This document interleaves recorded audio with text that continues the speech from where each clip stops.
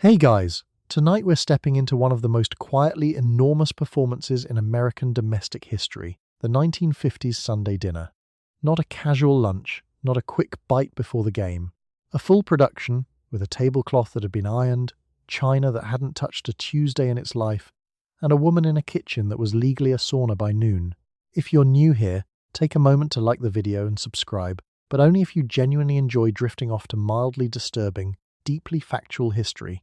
This topic came from a viewer suggestion, which means somewhere out there, another person is also haunted by the smell of pot roast in wallpaper. Drop a comment telling me where you're listening from and what time it is for you, and tell me what dish you associate with someone's grandmother that you've never been fully able to explain. It's always somehow 4 inches the morning somewhere, and at least several of you are probably near a casserole dish right now. Go ahead and dim the lights, get the fan going, pull the blanket up, and maybe don't try to make gravy tonight. The gravy thickens or it doesn't, and there's no negotiating with it after 11. Have you ever wondered what it actually cost to put a standing rib roast on a table in 1955, in real money, in real sweat? Why did a lime jello mold with cream cheese and crushed pineapple get served straight-faced as a salad course and nobody blinked? How did a dining room that sat empty 6 days a week justify its own matching furniture set? Could you manage 4 burners, an oven, and a percolator in a kitchen hitting 98 degrees in July while wearing a Hauser dress and maintaining a pleasant expression? The china never touched a Wednesday. Why did Dorcas Riley, a home economist in New Jersey, accidentally write the recipe that would outlive us all? Did the gravy get made from scratch every single time? And what happened to the woman responsible when it broke? And who, exactly, decided that the husband got served first while the cook was still standing over the stove? Congratulations. You've just woken up in a 2-bedroom house in the middle of America, and it's Sunday morning, 1955. The roast went in at 6. The good tablecloth is already on the table. And somewhere in this house there is a jello salad setting in the icebox, trembling faintly, waiting to be taken seriously. Good luck. You step into the neighborhood butcher shop on Saturday afternoon with a small handwritten list and $4 folded into a clip purse. The bell over the door rings once. The man behind the case knows your name, your husband's name, your mother-in-law's standing order, and the size of your oven. You ask for a 4-pound chuck roast. He nods without writing anything down, because in 1955 the butcher's memory is the receipt. You will be here for 15 minutes. The bird in the case behind him is for Mrs. Halloran. You wait your turn. Let's talk about that 4-pound chuck roast. At 45 to 65 cents a pound, it runs you somewhere around $2.50.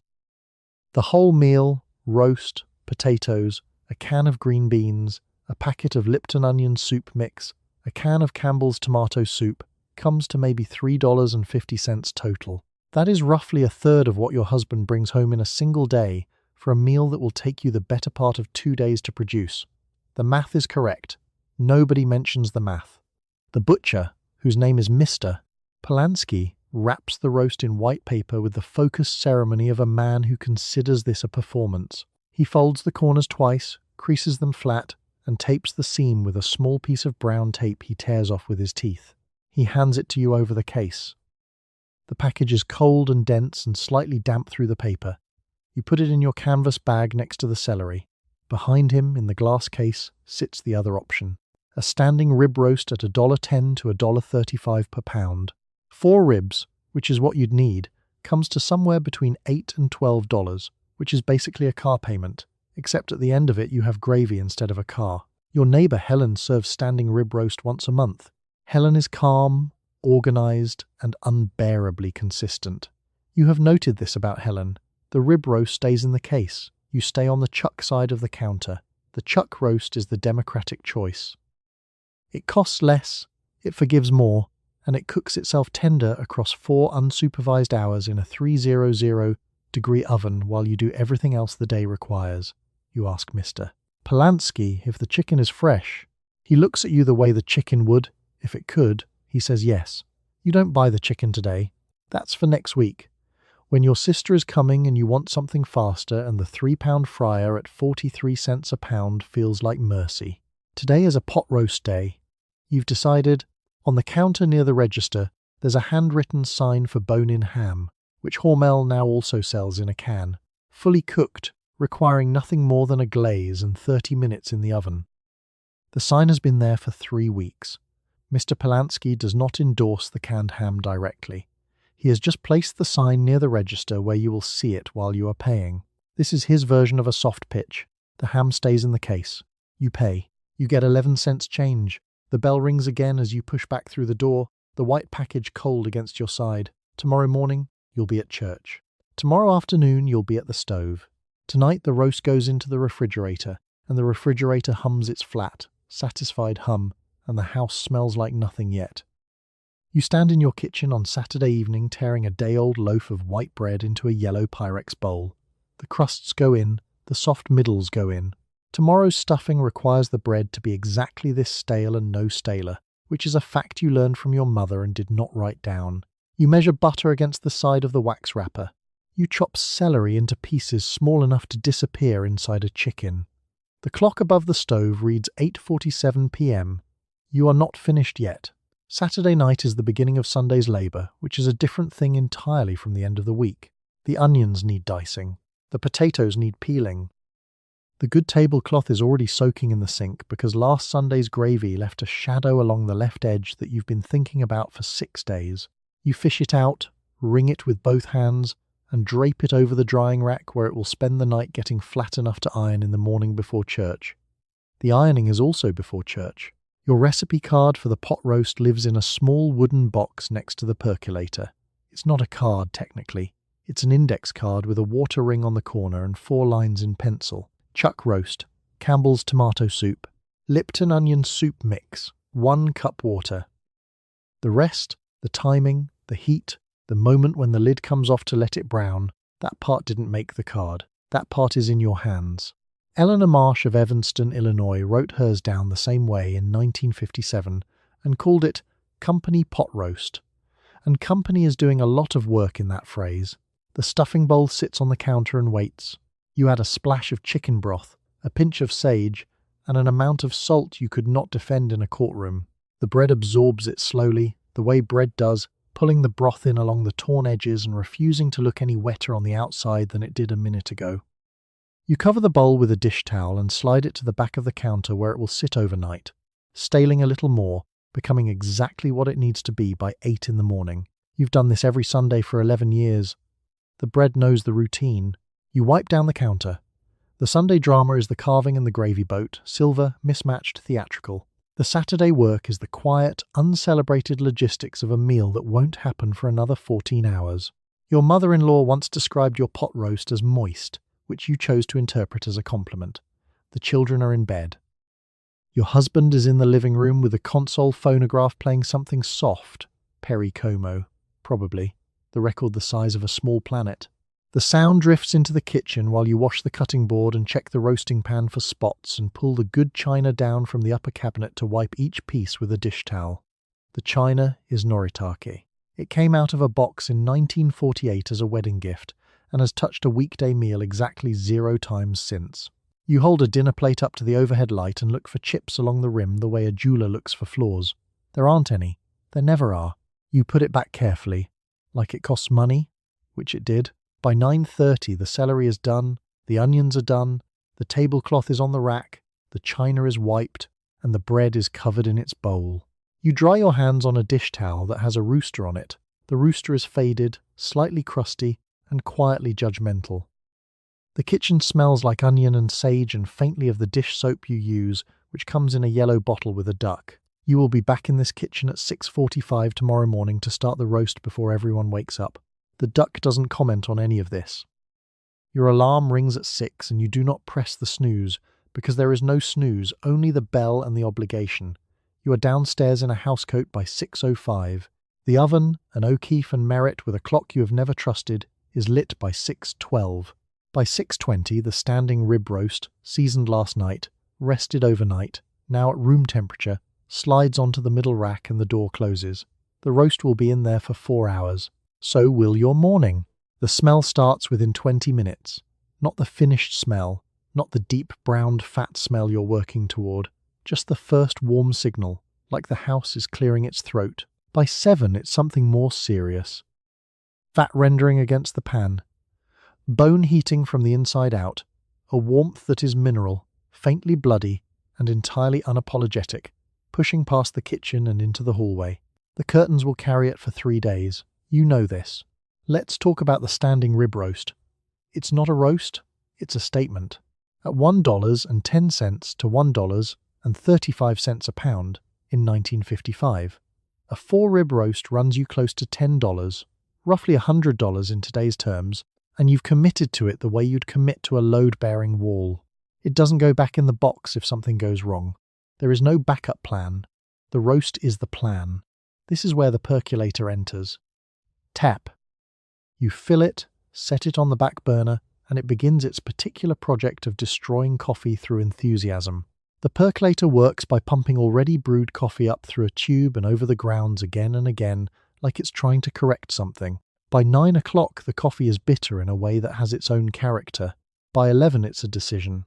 You'll drink 3 cups before church and no one will say anything because the Maxwell House tin on the counter promises it's good to the last drop, which is technically true if you don't specify which drop. Dorothy Schaefer, your neighbour, 2 houses down, Lutheran, starts her pot roast at 7 because she's got the chuck cut and 4 hours is 4 hours. She comes to the door at 7:15 with her good gloves already on, which is both efficient and slightly alarming, to borrow your cornstarch. She hands it back at 7:40, still in her coat, also still in her gloves. She hasn't taken the gloves off once. You don't ask. The children come downstairs around 7:30. Sunday clothes are already laid out.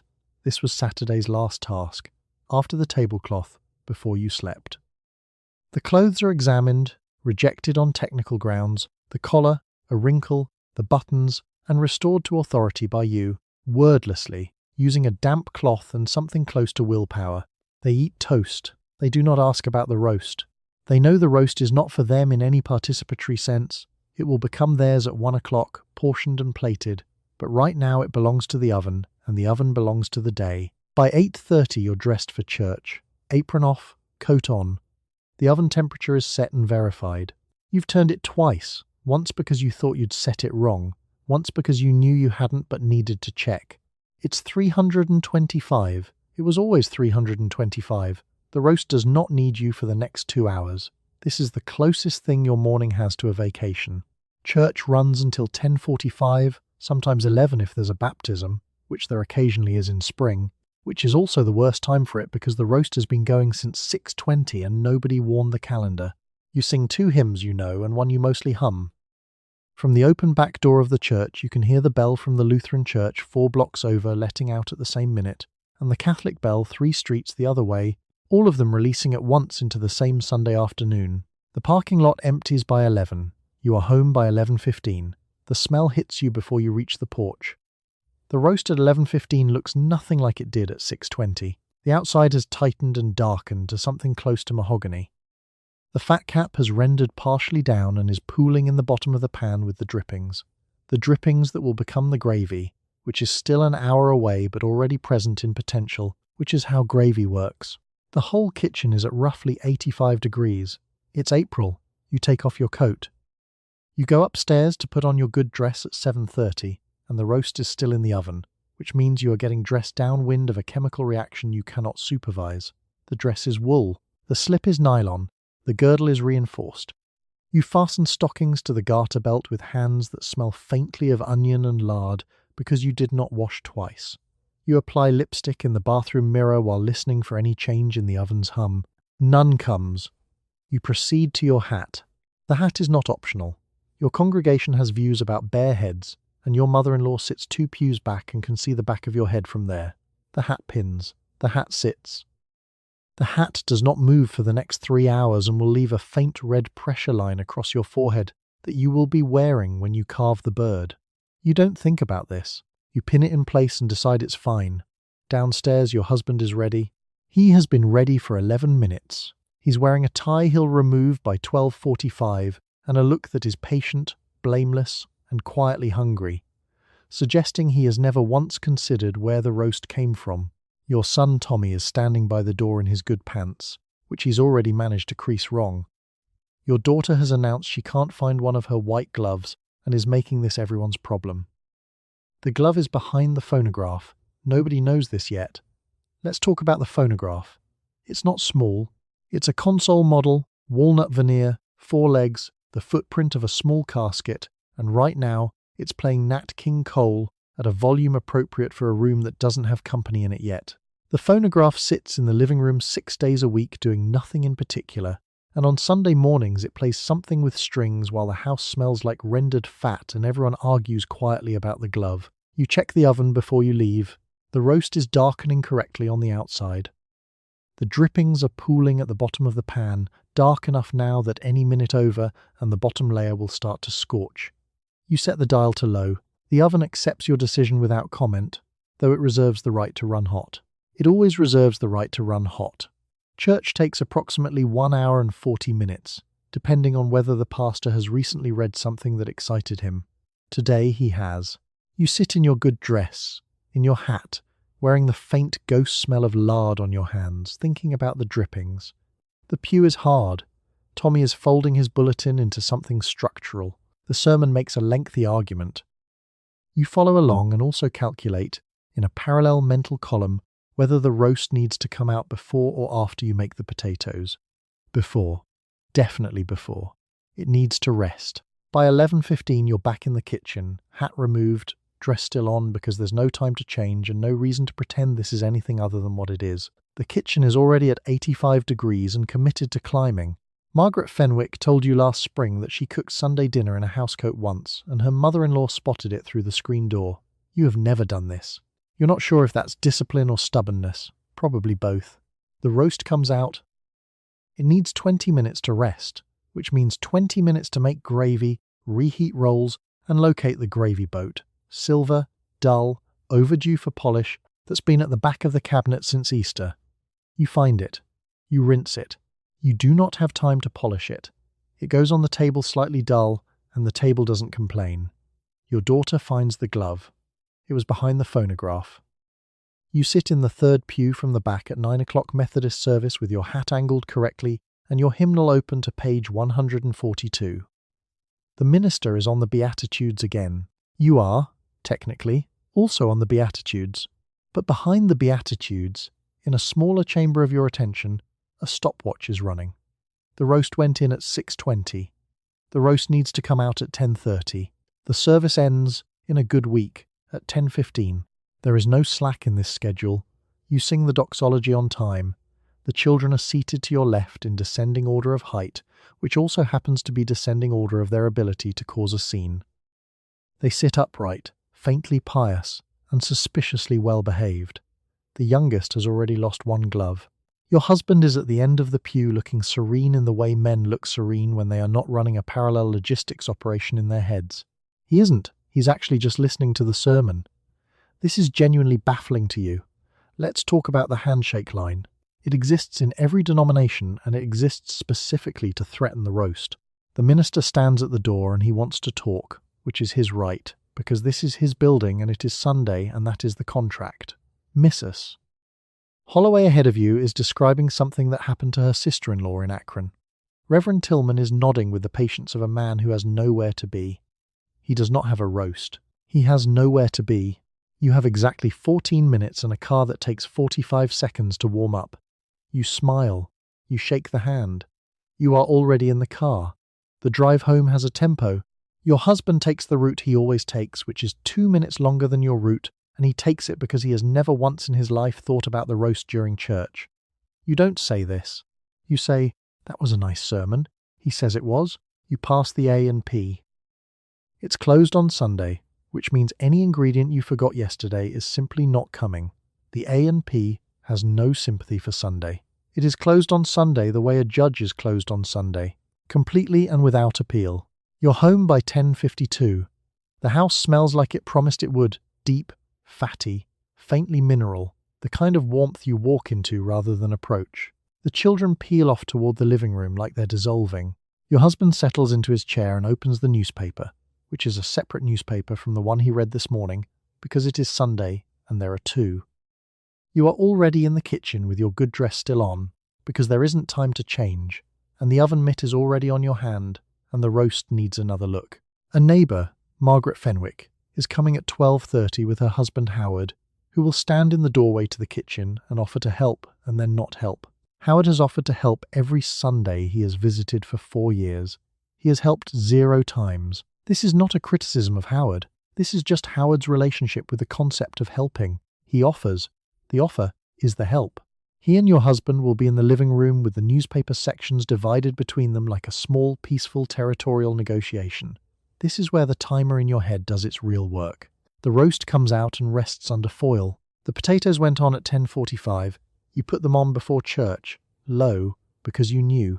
The green bean casserole, Dorcas Riley's 2-year-old invention from a test kitchen in Camden, now copied out in pencil across every recipe box on the block, goes into the oven at 11:15. The Jell-O mold has been in the refrigerator since yesterday. It will not be touched until it's needed, which is fine, because the Jell-O mold does not require you. The Jell-O mold handles itself. It is the only thing in this kitchen that does. The gravy boat is out on the counter. It's silver and the heaviest object on your counter, which is how you know it's good. You retrieved it before church from the back of the cabinet where it spends 6 days a week being silver in the dark. Today it earns its keep. Today everything earns its keep. You walk in the back door at 11:32 with your hat still on and your gloves still on and your purse on your wrist, and you do not stop to remove any of these things because the oven timer has been ringing for the last 6 minutes. You cross the kitchen in 4 steps. You open the oven door and pull the roast out with a folded dish towel because you cannot find the mitt. The rest of dinner needs to be ready in 58 minutes. You begin. The roast goes on the stovetop to rest. It is a 4-pound chuck roast, 49 cents a pound from the A&P on Thursday, and it has been in that oven since 8:15 this morning, which means it went in while you were still in your house dress and came out while you were in your good coat. It smells like caramelized onion and Campbell's tomato soup in the bottom of the pan, which is where the real information is. You tilt the pan and the drippings pool to one side, dark and glossy and exactly what the gravy is going to be made of in the next 12 minutes. Let's talk about the gravy. It is the technical exam. Nobody will mention it if it's right. They will mention it very briefly, very carefully, if it's wrong. You whisk flour into the drippings in the pan directly over the burner, and you do this while also watching the potatoes, which have been boiling since 11 and are now threatening to go soft past the point of dignity. The gravy cannot be lumpy. The potatoes cannot be waterlogged. These 2 things want to happen simultaneously, and it is your job to prevent both at once with 2 hands and 1 stove. A pot roast for 6 in 1955 costs about $3.50 in ingredients and requires 4 hours of attention in a kitchen with no air conditioning. It is July, or close enough to it, and the kitchen is running somewhere between 90 and 95 degrees. The oven has been on since before dawn. You are wearing a Hauser dress that does not breathe. You have removed your hat. The gloves are still on the counter next to the gravy boat, which is silver and 3 pounds heavier than it looks. Your neighbour Dorothy Schaefer comes through the back door without knocking. This is a thing Dorothy Schaefer does, and sets a covered dish on the table without breaking stride. She lifts one corner of the foil, looks at what she brought, seems briefly uncertain about it, and puts the foil back. She says it's a scalloped corn, and you say that's perfect, and neither of you pauses because there isn't time to pause. Dorothy is back out the screen door before the foil has settled. The potatoes get drained and mashed with butter and a splash of cream from the small pitcher in the back of the refrigerator. Not milk, cream. It's Sunday. The green bean casserole, a Dorcas Riley recipe from Camden, New Jersey, already in the oven where the roast was, needs 12 more minutes, which you know because you counted backwards from 12:30 when you walked through the door. The Jell-O mold is not your concern right now. The Jell-O mold has been set since Saturday afternoon. It is the one thing in this kitchen that does not need you. You pull your apron off the hook by the back door, tie it around your waist in one motion, and you are now, officially, someone who is running a kitchen. The dining room is ready. The damask tablecloth is ironed flat. The good china is out. The Noritake pattern with the thin gold rim that doesn't go in hot water. The chandelier has been dusted. The room has been waiting all week for this specific hour, like a theatre that only has one performance and takes it very seriously.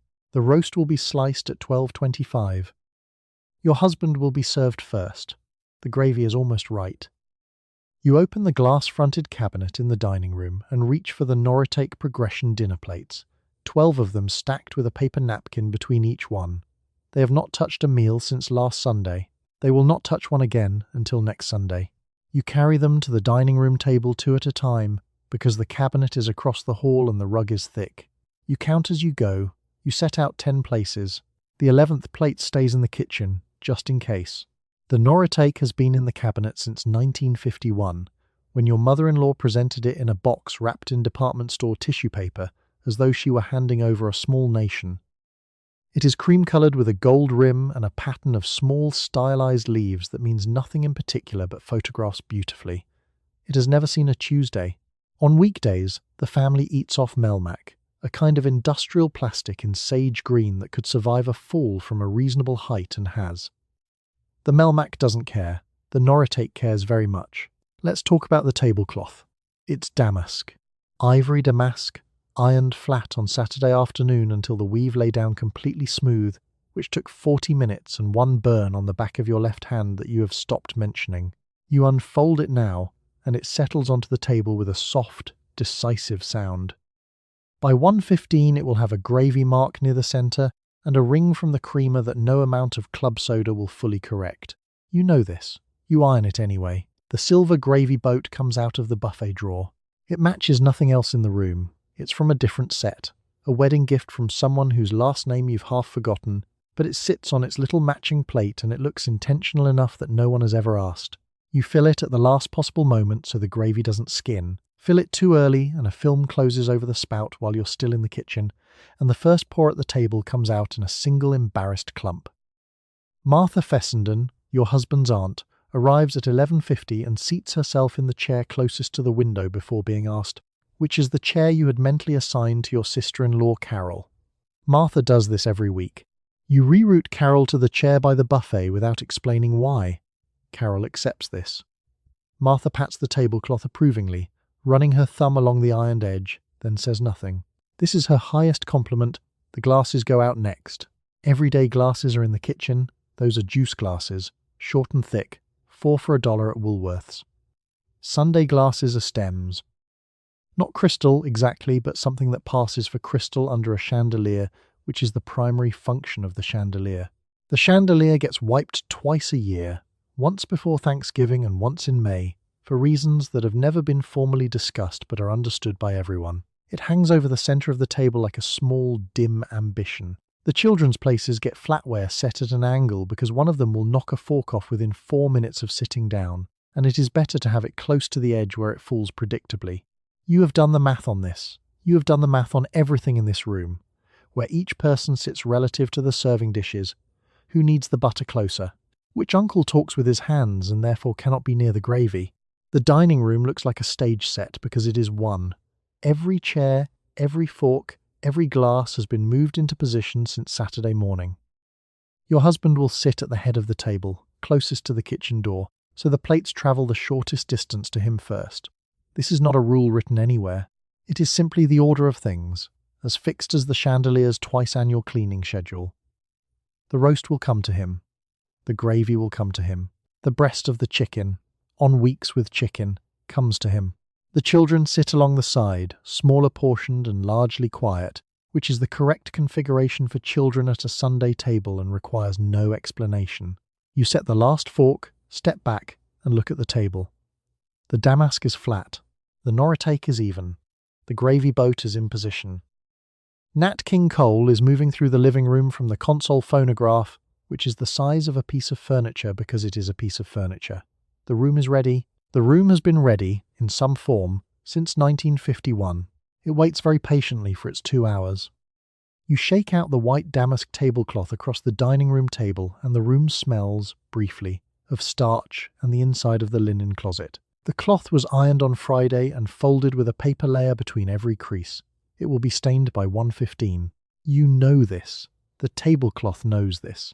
You smooth it anyway, running both hands from the centre seam outward like you're calming a horse. The candlesticks come out of the sideboard. The candles will not be lit. They never are at lunch. They are part of the picture. The centrepiece comes next. It's not a centrepiece. It's a ceramic bowl of wax fruit your mother-in-law selected in 1951 and which has since achieved the status of a fixed star in the domestic universe. The grapes are slightly dusty. The pear lists to the left. You adjust the pear. The pair returns to its original position within 40 seconds. This is not the first negotiation you've had with this pair, and it will not be the last. The placemats go down under the china, not the everyday Melmac which is tucked in a cabinet and is genuinely indestructible, but the good Noritake progression, paper nap kind between each plate since 1953. There are 8 place settings on the table. You have 6 guests.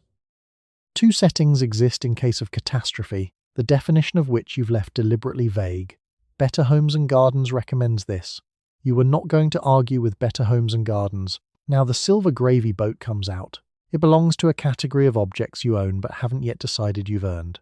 It was your grandmother's, and it has the energy of an object that has witnessed things it isn't prepared to discuss. You set it at a precise angle near the husband's end of the table, which is the head of the table, which is the far end, which is the end closest to the window and furthest from the kitchen. This arrangement has never been explained. It does not need to be. The glasses go out next. Water glasses first, the heavy ones, the ones that make a satisfying sound when you set them down, which the children interpret as permission to pick them up and bang them together. Then the coffee cups, saucers underneath, handles pointing to 4 o'clock, because that is where handles point. Your cousin Rhonda once left a handle pointing at 6 o'clock and nobody forgot it. Nobody said anything either. This is how standards are maintained. The folded cloth napkins go at the left of each plate, not inside the glasses, not in any of the fanned arrangements pictured in the back pages of the Betty Crocker picture cookbook. Those arrangements are for restaurants and aspirational photography.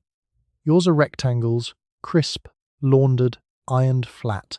They will also be stained by 115, though not by the same person as the tablecloth. These things tend to distribute evenly. The chandelier overhead, a fixture wiped approximately twice a year, the second time being today, sends a warm, slightly yellowish light across the whole arrangement. The room looks, for this 1 hour before anyone sits down, genuinely beautiful. The wax pair has surrendered to verticality. The Noritake catches the light at the rim. The damask is so flat it looks architectural. You stand at the doorway and look at it. Margaret Fenwick across the street has a red tablecloth she puts down at Christmas, which everyone thinks is festive and which you find faintly aggressive. Yours is white. It will be right for every occasion until the gravy reaches it, at which point it will become a project for Tuesday. You stand at the stove at 11:48 stirring pan drippings with a wooden spoon, while flour falls in from a measuring cup held in your other hand. Gravy is the dish that decides whether you are a competent cook. Everyone at the table will judge it in silence. The Better Homes and Gardens cookbook, open on the counter behind you, says a good gravy is light brown and never pasty. You add water from the kettle in small pours. The roux fights you for 30 seconds. Then it gives in. You exhale. The gravy starts with the drippings, the dark, concentrated residue at the bottom of the roasting pan, where the fat and meat juices have been sitting at 325 degrees for 4 hours and have reduced to a single dark coat that lifts in flakes when you scrape it. You tilt the pan. The drippings slide toward you with more confidence than anything else in this kitchen. A tablespoon of flour goes in, then another. You whisk.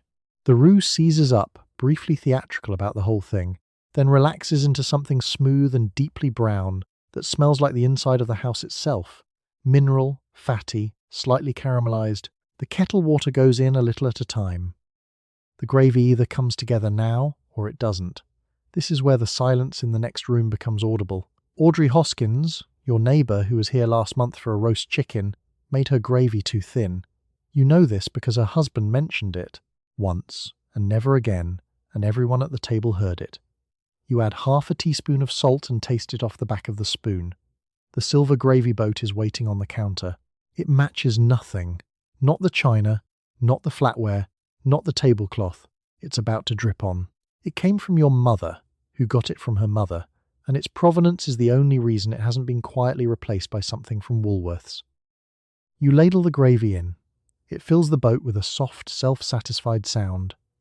The boat tips forward half an inch on its little matching plate, the way it always tips, and waits.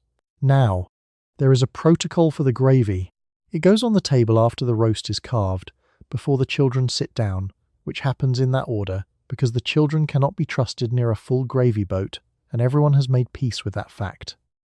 The husband gets it first, passed by the nearest adult, who holds the handle steady because the boat is shaped for ceremony, not physics, and the person who designed it had never personally carried gravy to a table of 8 on a July afternoon in a house with no central air conditioning. The kitchen is 94 degrees. Gravy is also the reason you cannot sit down yet. Everyone else settles in.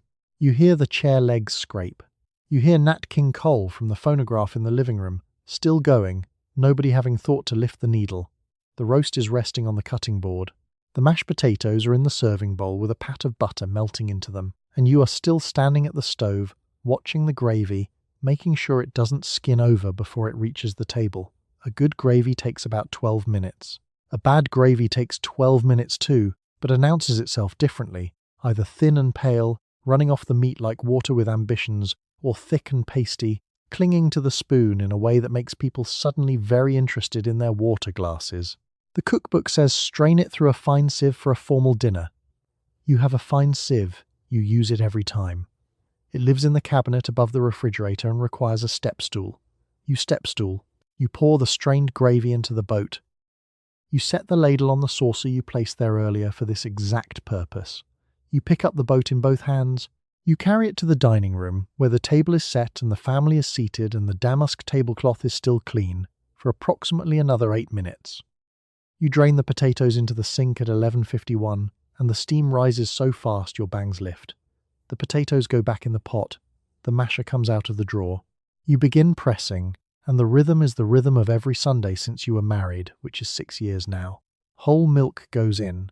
Butter goes in. Salt is a question you ask the potatoes directly. 3 lumps survive. You leave them. Children expect lumps. Adults complain about lumps but eat them anyway. The potatoes go into a covered serving bowl. The mashed potato is not technically difficult. It is, however, extremely personal.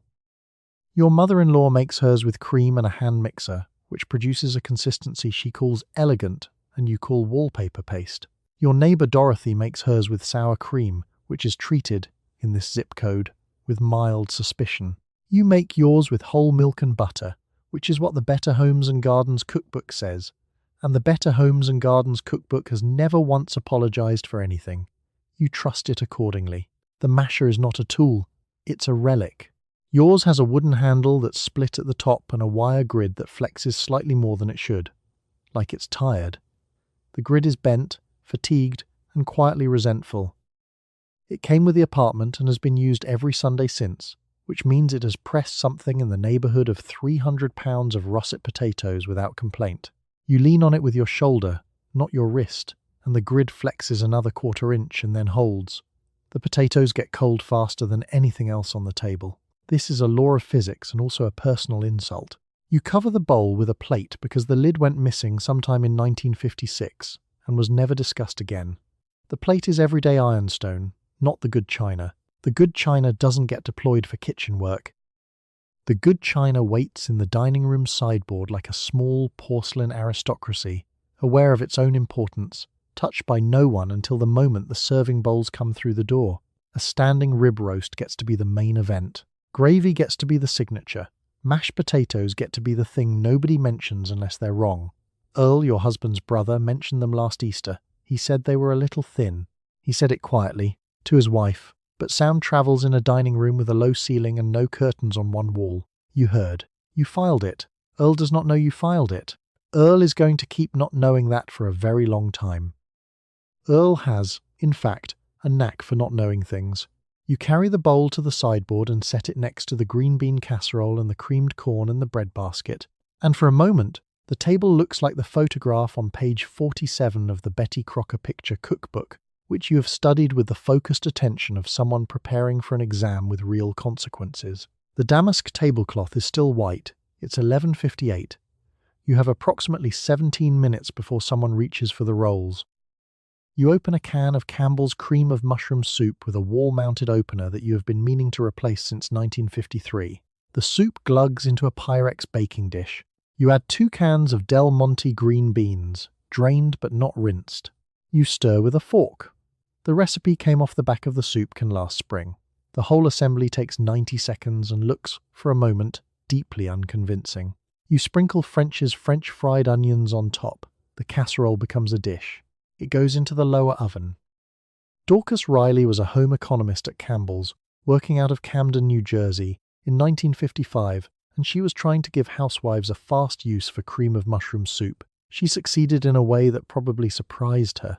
Within 5 years of that recipe appearing on the back of a red and white can, some version of it was on tables from Sacramento to South Carolina. Dorcas Riley did not become famous.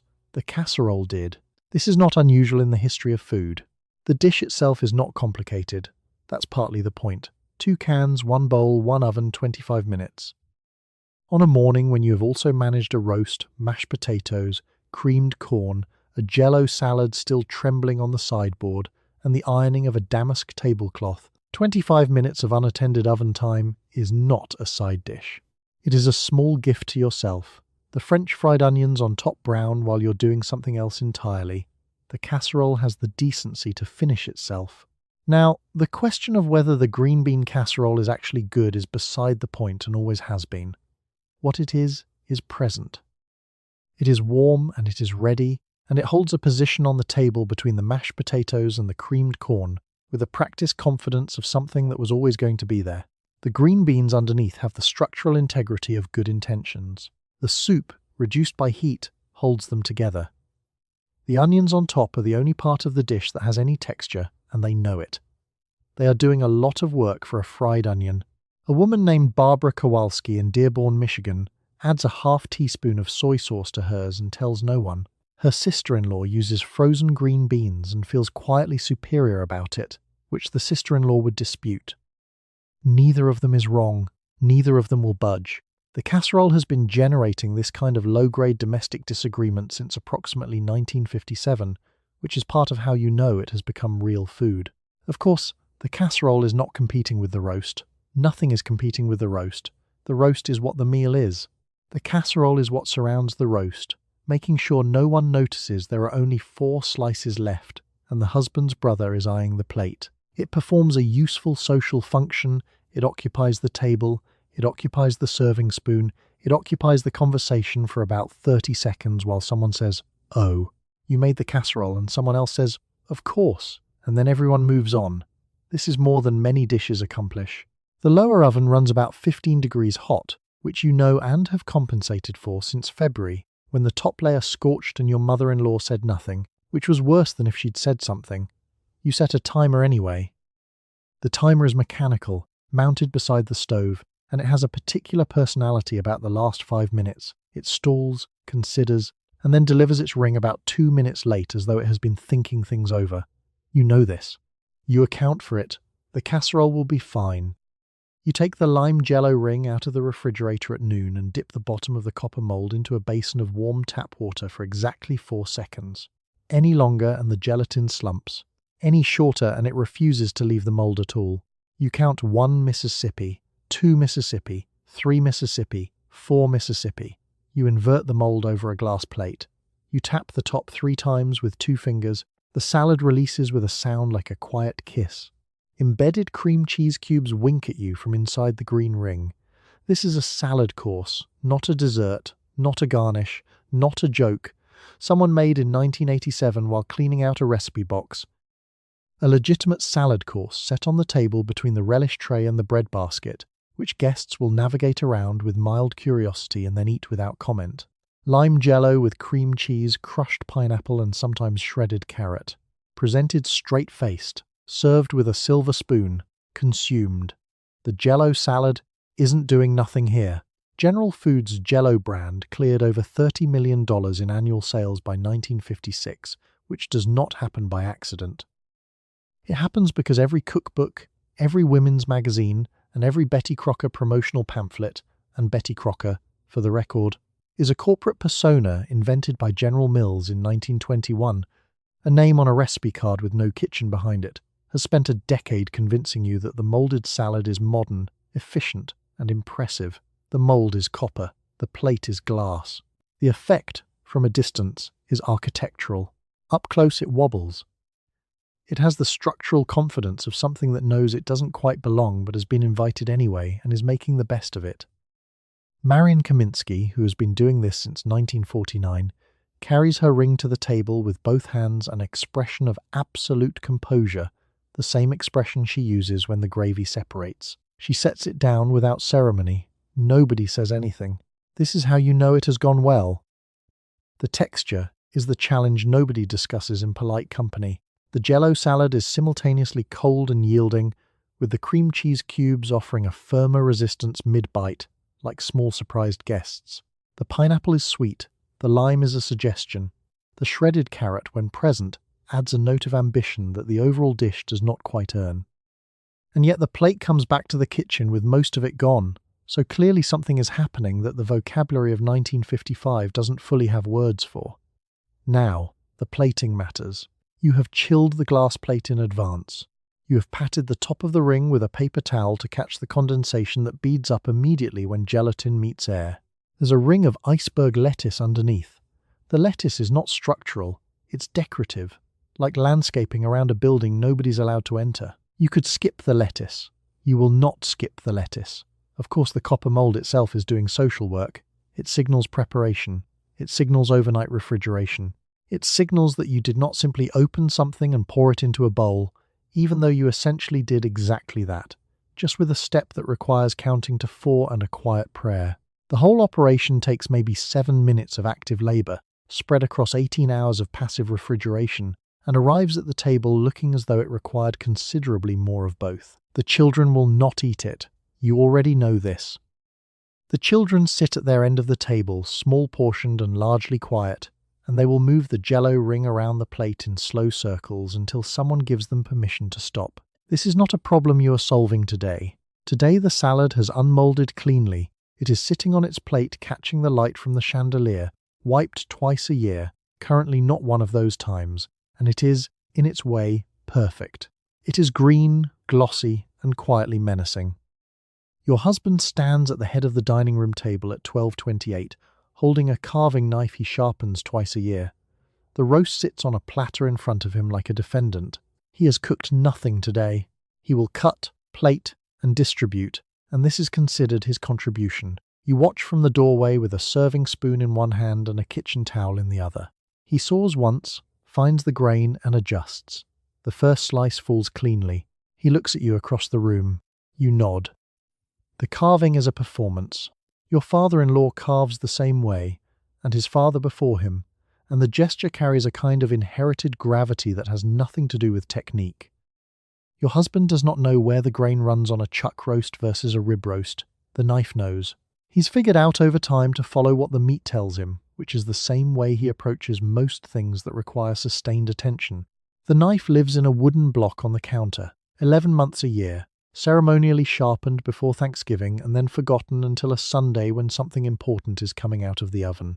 The handle is bone, slightly yellowed where his hand goes.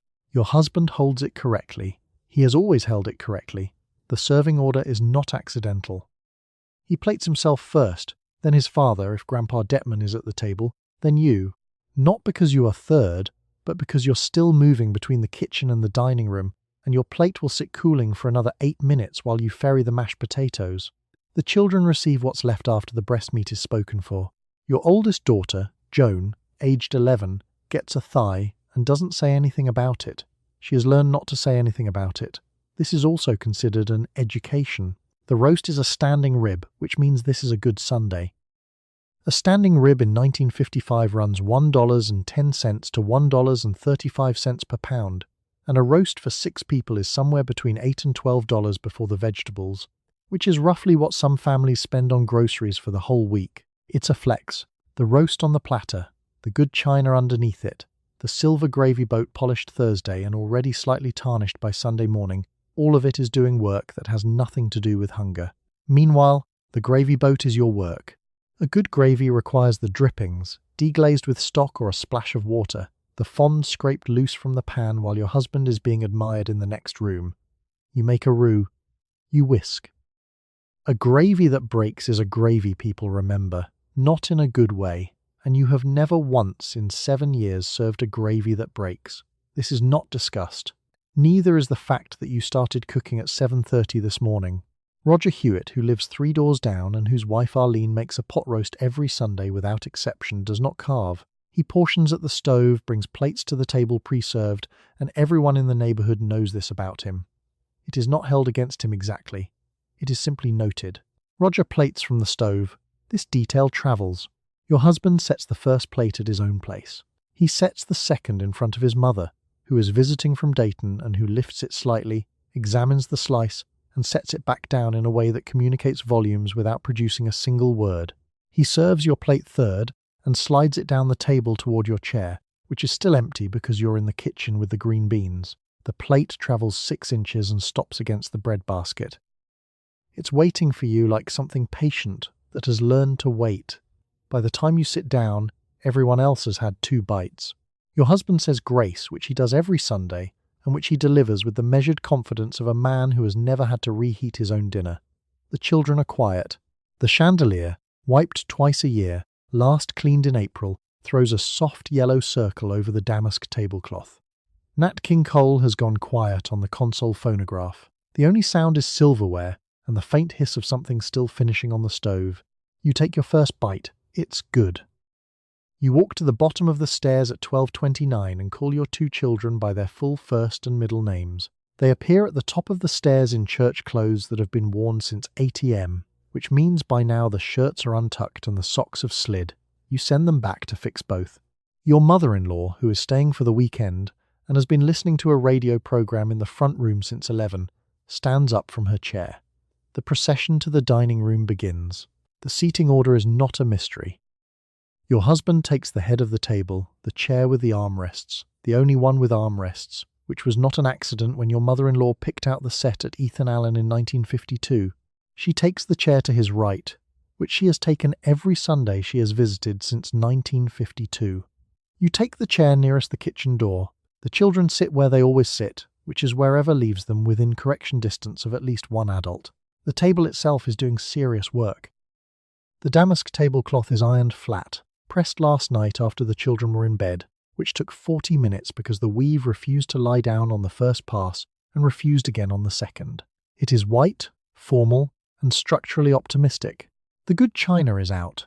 Noritake progression, white with a thin band of gold, which normally lives in the sideboard behind a door that the children are not to open. The silverware is polished. The water glasses are glass, not plastic, because it is Sunday and plastic is for Tuesdays. By 1:15, someone's sleeve will find the gravy boat. Your mother-in-law, Vera, adjusts her napkin twice before she sits down. She places it in her lap, lifts it, recenters it with the fold facing out, and settles her hands on either side of her plate with the deliberate posture of someone who was once told that posture is character. She's waiting to be impressed. She has been waiting to be impressed for 4 years. The children have reappeared with their shirts tucked. One sock is still wrong, but you decide not to mention it. There are limits to what the morning can hold. They slide into their chairs quietly because quiet is the expectation at this table. Seen and not heard being less a parenting philosophy in 1957 than a structural fact, like gravity or the fixed price of butter. Your son, who is 9, looks at the roast the way a person looks at something they know they cannot complain about. Your daughter is 7 and is already negotiating with her water glass. The food comes out in order. The roast has been plated in the kitchen, carved already, arranged on the good platter with the blue rim, because the carving happened before the procession and is already finished and admired and forgotten. The side dishes arrive in bowls that also live in the sideboard. Mashed potatoes, made from scratch this morning between church and noon, because instant mashed potatoes exist, but this is not that kind of Sunday. The green bean casserole, golden on top, sitting in its Pyrex dish like it invented itself. The recipe came off the back of a soup can 2 years ago, and already it's on every table in the country as though it fell from the sky. Your husband is served first. This is not discussed. It is simply what happens, in the same order that the chairs have armrests on one end and not the other. He receives the first portion of roast, placed by you, because you have come from the kitchen carrying the platter, and the platter begins at his end. Vera is served next.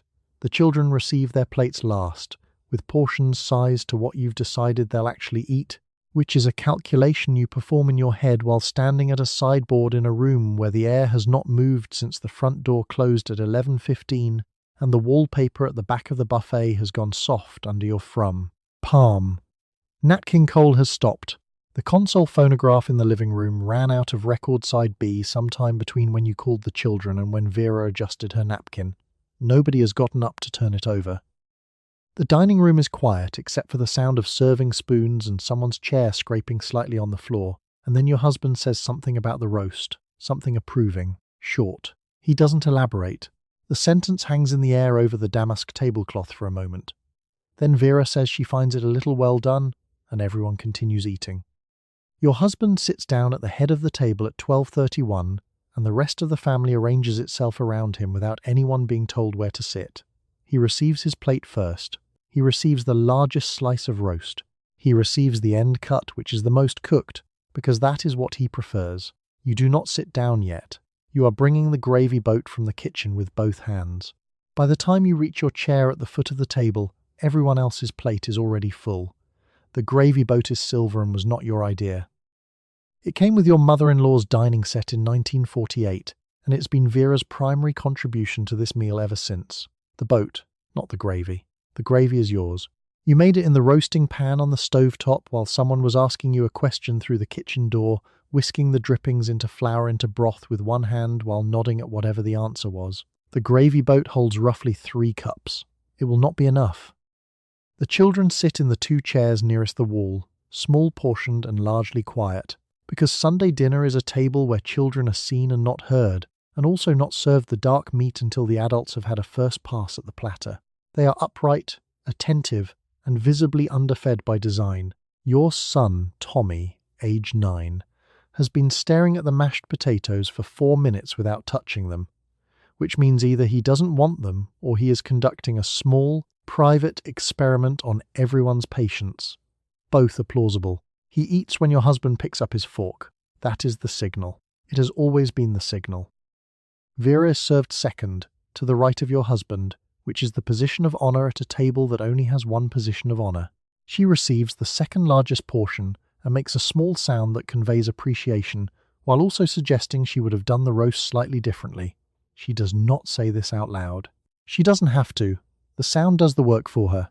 Your plate, at the foot of the table, is served last, by you, by yourself, while still standing, which means the roast has been sitting out for approximately 8 minutes by the time you carve your own slice. A cook at a restaurant would call this cold. You call it dinner.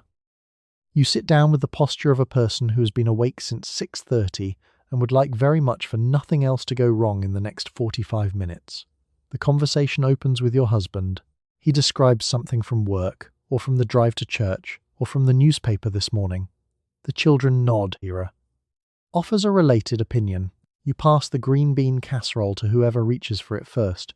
The meal runs itself from here, which is convenient, because you are also tracking whether there's enough gravy, whether Tommy is actually eating or just moving food around, and whether Vera's water glass needs refilling.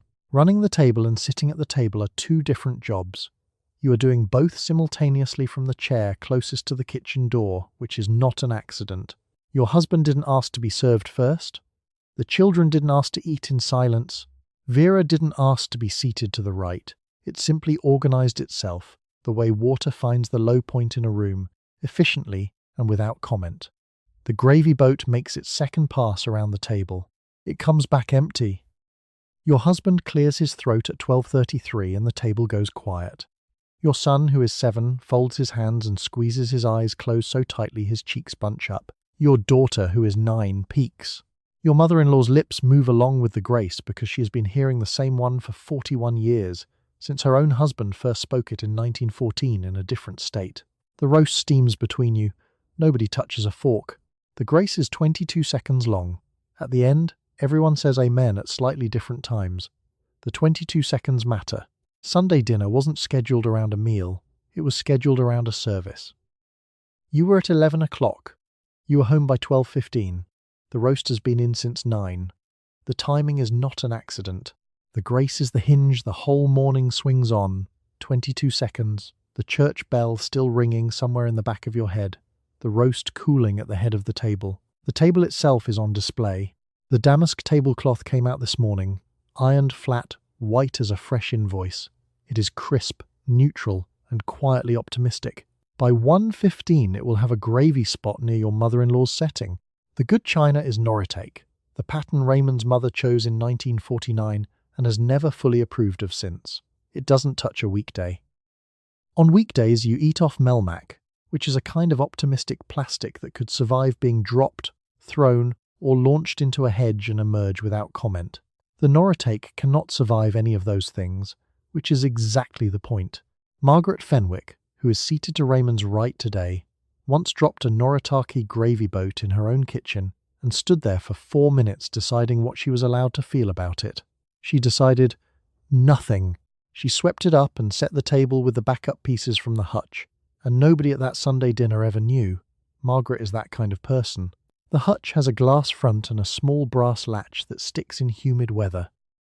The chandelier overhead was wiped in April. It is now July. In Nashville, July means the kitchen hit 96 degrees by 10 this morning, and the dining room, which has no air conditioning, 12% of American homes do, and yours is not among them, sits at 82 and climbing. The chandelier hangs 4 feet above the roast and throws a mild yellow light over the damask and the Noritake and your mother-in-law's expression, which is the same expression she uses for weather she disagrees with. From the console phonograph in the living room, Nat King Cole finishes a phrase and the needle slides into the next track. The phonograph is the size of a small credenza and produces sound with a warmth that the chandelier does not. Your son's eyes are open now. Your daughter has already reached toward the bread rolls and then pulled her hand back, because Raymond hasn't served yet and the rule about bread rolls is unwritten but absolute. Her hand returns to her lap and stays there. The roast sits at the center of the table on the good serving platter, the oval one, not the round one, because the oval one was a wedding gift and therefore has seniority. It has been in the oven since 9 o'clock at 325 degrees, and the smell now sits in the dining room thick enough that you taste it before you take a bite, deep, fatty, faintly mineral, the kind of warmth you stand inside rather than walk through. The roast on Sunday. Your mother-in-law looks at the platter with an expression that could be appreciation or could be comparison. It is possibly both. She made this same roast for 30 years in a kitchen in a different state, and twice already today she has tilted the gravy boat under the light and set it back down without saying anything. The gravy boat is silver. It catches a slice of light from the dining room curtain and holds it. It belonged to someone before it belonged to you, and whoever that was had good taste in gravy boats and possibly nothing else. Raymond lifts the carving knife. The table watches. Your son stops breathing for a moment, which is something 7-year-olds do when they sense a ceremony is happening and they're not sure what their role is. His role is, be quiet and don't grab the rolls. He knows this. He is doing it. Mostly. 1. Your son begins to tell a story about a frog he found in the gutter on the way home from church and is stopped immediately by your mother-in-law's eyebrow. The rule at this table is straightforward and rarely stated, which is what makes it a rule. Children speak when asked questions. Children do not narrate. Children do not announce. Your son's mouth, still open, slowly closes around a forkful of mashed potatoes. He looks at the frog story going back inside him. You look at your plate. The conversation moves elsewhere. Raymond sits at the head, obviously. Your mother-in-law sits to his right, which is the position of greatest social proximity to the roast, and everyone knows it. The chairs are matched, slightly tall, and have been in the same order since 1949. You sit nearest the kitchen, which is less a seat and more a starting position. The children are at the far end, slightly compressed, their silverware a size smaller than anyone else's in a way that wasn't planned but communicates something anyway. Your daughter Linda, who is 7, has already knocked her milk glass twice and is now holding it with both hands like a small ambassador carrying a fragile treaty. Raymond gets the first cut and the best cut. This is not a conversation. This is gravity. It works the same way every week without being discussed. Your mother-in-law receives the second portion, slightly smaller but positioned on the plate with the same ceremony. The children receive what is left after the adults have been attended to, which is enough, and they know it's enough because nobody tells them otherwise. Your daughter Linda examines her plate with the focused diplomacy of someone who has learned to count her green beans against the count on Raymond's plate and to let that calculation stay inside her head. The children's silverware is, in fact, smaller. Not child silverware, just slightly older, slightly lighter, the pieces from the second set you keep in the sideboard drawer wrapped in a cloth. Vera once held up a salad fork from that drawer and said nothing. She set it back down. That was 3 years ago. The fork is still in the drawer. This is where your son tries again. Not the frog, he's learned, but something adjacent. He asks if frogs have feelings. It's technically a question. The table considers this. Raymond says, "Probably not," in the tone of a man closing a file.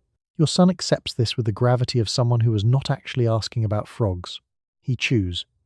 The table returns to adult conversation, which currently involves the Hendersons' new car and whether it was purchased wisely. Your son listens with an expression that is perfectly blank in the way only a child who wants to talk can manage. The seen and not heard principle isn't written anywhere. It doesn't need to be. It comes in through the tablecloth, through the good china, through the fact that your son's glass is plastic and everyone else's is glass. The dining room itself enforces it. This is not a room that tolerates frog stories. It is used roughly 2 hours per week, kept at a temperature of ambient formality, anchored by a chandelier wiped twice a year whether it needs it or not. The chandelier looks down on the frog story and lets it die a quiet death between the rolls and the gravy boat. Your daughter Linda has finished her mashed potatoes and is now moving a green bean in a slow circle around her plate in what she believes is an undetectable pattern. It is not undetectable. You see it. You say nothing because the alternative is attention, and attention at this table tends to resolve in a direction children don't enjoy. The green bean completes another orbit. The adults discuss the Hendersons' car. The chandelier holds its position above all of this, impartial and slightly dusty, which is the best any of you can do. The platter of roast goes to the left, because that is the direction platters go in this house. The bowl of mashed potatoes follows. The gravy boat goes its own way because it is silver, heavier than it looks, and tilts forward half an inch each time it changes hands. The Jell-O salad does not pass. It is admired in place. Your daughter accidentally sends the green bean casserole clockwise. Your mother-in-law corrects the direction without speaking. The casserole reverses course. Nobody says anything about this. The serving order has a grammar. Raymond takes first. Not because he asked. He didn't have to ask. The roast reaches him, and he lifts the serving fork with the ease of someone who has never once wondered if there would be enough.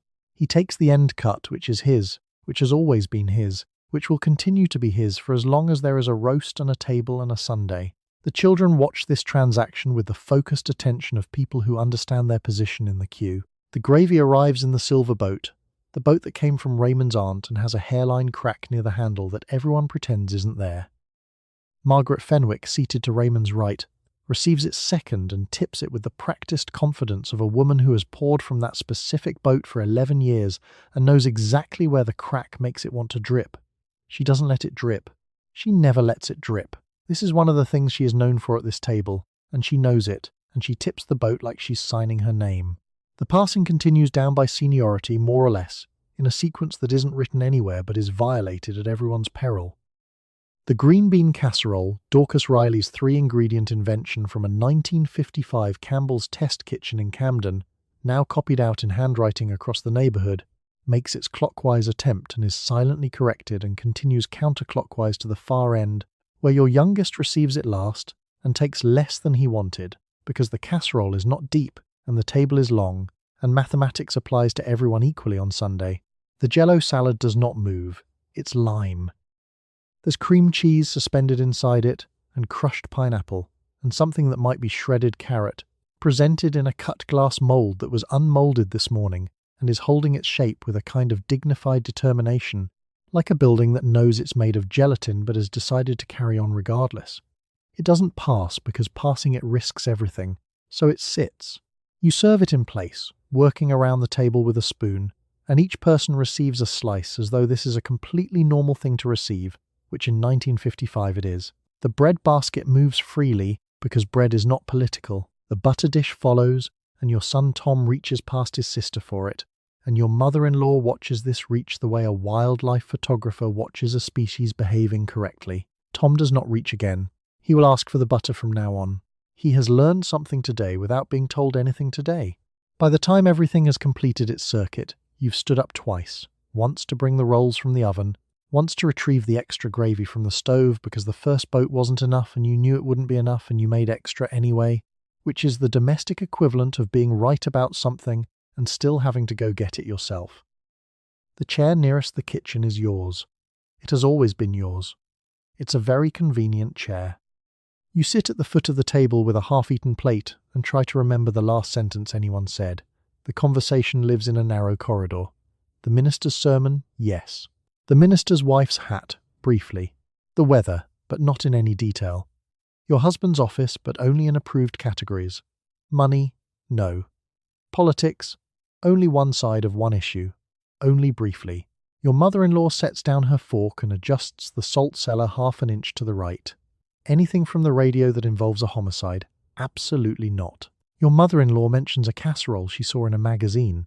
Everyone agrees that it sounded interesting. Nobody asks what was in it. The children don't talk. This isn't because they have nothing to say. Your youngest has been saving a story about a frog since Tuesday, but the table has a policy. Seen and not heard is not a suggestion. It's closer to zoning code. Your son Tommy takes a breath near the breadbasket, and your husband looks at him with the energy of a man who once read that children should be redirected. Tommy eats the bread. The frog goes unmentioned. Your husband can say more than you can, which tracks. He opens on the roast, favourably and with detail. His tone is warm, expansive, and structurally unchallenged. This is appreciated. He mentions a neighbour's lawn, and whether a lawn can be both maintained and somehow offensive. He explains something about post-war infrastructure that nobody asked about. He explains it again. The gravy boat makes a second pass. Nobody interrupts him, because the table has a governor on that too, and the governor runs one direction. Your mother-in-law Vera operates in a separate register. She says things that aren't quite statements and aren't quite questions, which is a very efficient system when you think about it. She notes that the potatoes are slightly pale. She doesn't say who made the potatoes. She doesn't have to. Vera holds her fork like a woman conducting a trial that won't end until the pie arrives. You pass her the butter. She accepts it with the seriousness of a field surgeon accepting a clamp. Of course, someone eventually says something about the news. It's always framed as a passing mention, a story someone caught on the radio, a headline someone glimpsed. It lands for about 15 seconds. Then the channel changes the way a console phonograph needle skips, and suddenly everyone is discussing whether Nat King Cole's new album is as good as the last one. It isn't a transition anyone planned. It's just that the table is more comfortable with Nat King Cole than with current events, and the table, by this point, knows what it prefers. The approved subjects have a texture, they're smooth. Nothing in them can be picked up and used later. Nobody walks away from Sunday dinner with material. This is the point. The damask tablecloth has not been touched on a Tuesday in 3 years. The chandelier was wiped in March, and will be wiped in October. The good china lives in the cabinet 6 days a week, and the cabinet has a key. Everything difficult is, presently, in the hallway with its coat still on. Your sister-in-law Donna leans over and says she heard the Pattersons put in a second bathroom. This produces a full 2 minutes of genuine engagement. Details are requested, details are provided. A second bathroom in 1957 is not a home improvement. It's a position statement, and everyone at the table knows exactly what position. You refill the water glasses. The conversation has found its footing. By the time pie arrives, the table has covered the sermon, the hat, the roast, the lawn, infrastructure twice, the potatoes, the casserole, nobody asked about, Nat King Cole, a fragment of news, and the Pattersons' bathroom. The frog is still in Tommy's pocket, patient as anything. On the Sundays when the household budget will not stretch to a standing rib roast, which is most Sundays, you serve pot roast instead. A 4-pound chuck costs you $1.80 at the A&P. The Dutch oven, the heaviest object in your kitchen, comes off the high shelf at 6:15 Saturday afternoon. You brown the meat on all 6 sides. You add onion, carrot, celery, a bay leaf, and 1 cup of tomato juice from a tin you have been opening since 1951. The lid goes on. The pot roast cooks for 4 hours in a 300-degree oven. By 10 o'clock Sunday morning, the smell has moved through the entire house, not aggressively, quietly. It is warm and faintly sweet and slightly mineral, like rain on hot pavement, except the pavement is beef and the rain is carrot. You open the back door for a minute and the smell comes back in behind you, undeterred. The pot roast does not motto it is doing this. It just cooks. Eleanor Marsh of Evanston, Illinois wrote her recipe card in 1957 in pencil on a 3x5 index card she kept in a metal recipe box decorated with roosters. Chuck roast. 1 can Campbell's tomato soup. 1 packet Lipton onion soup mix. 1 cup water. That is the entire recipe. 4 ingredients. Two of them are soup products from different companies that somehow found each other in an Illinois kitchen and produced something your family will request by name for the next 20 years. Eleanor called it company pot roast. The company presumably did not know. Mrs. Patterson, your neighbor 2 doors down, uses a slightly different technique. She sears her chuck roast in bacon drippings she keeps in a coffee tin beside the stove, then tucks 2 whole garlic cloves under the meat before the lid goes on. You have watched her do this through the window that faces her kitchen.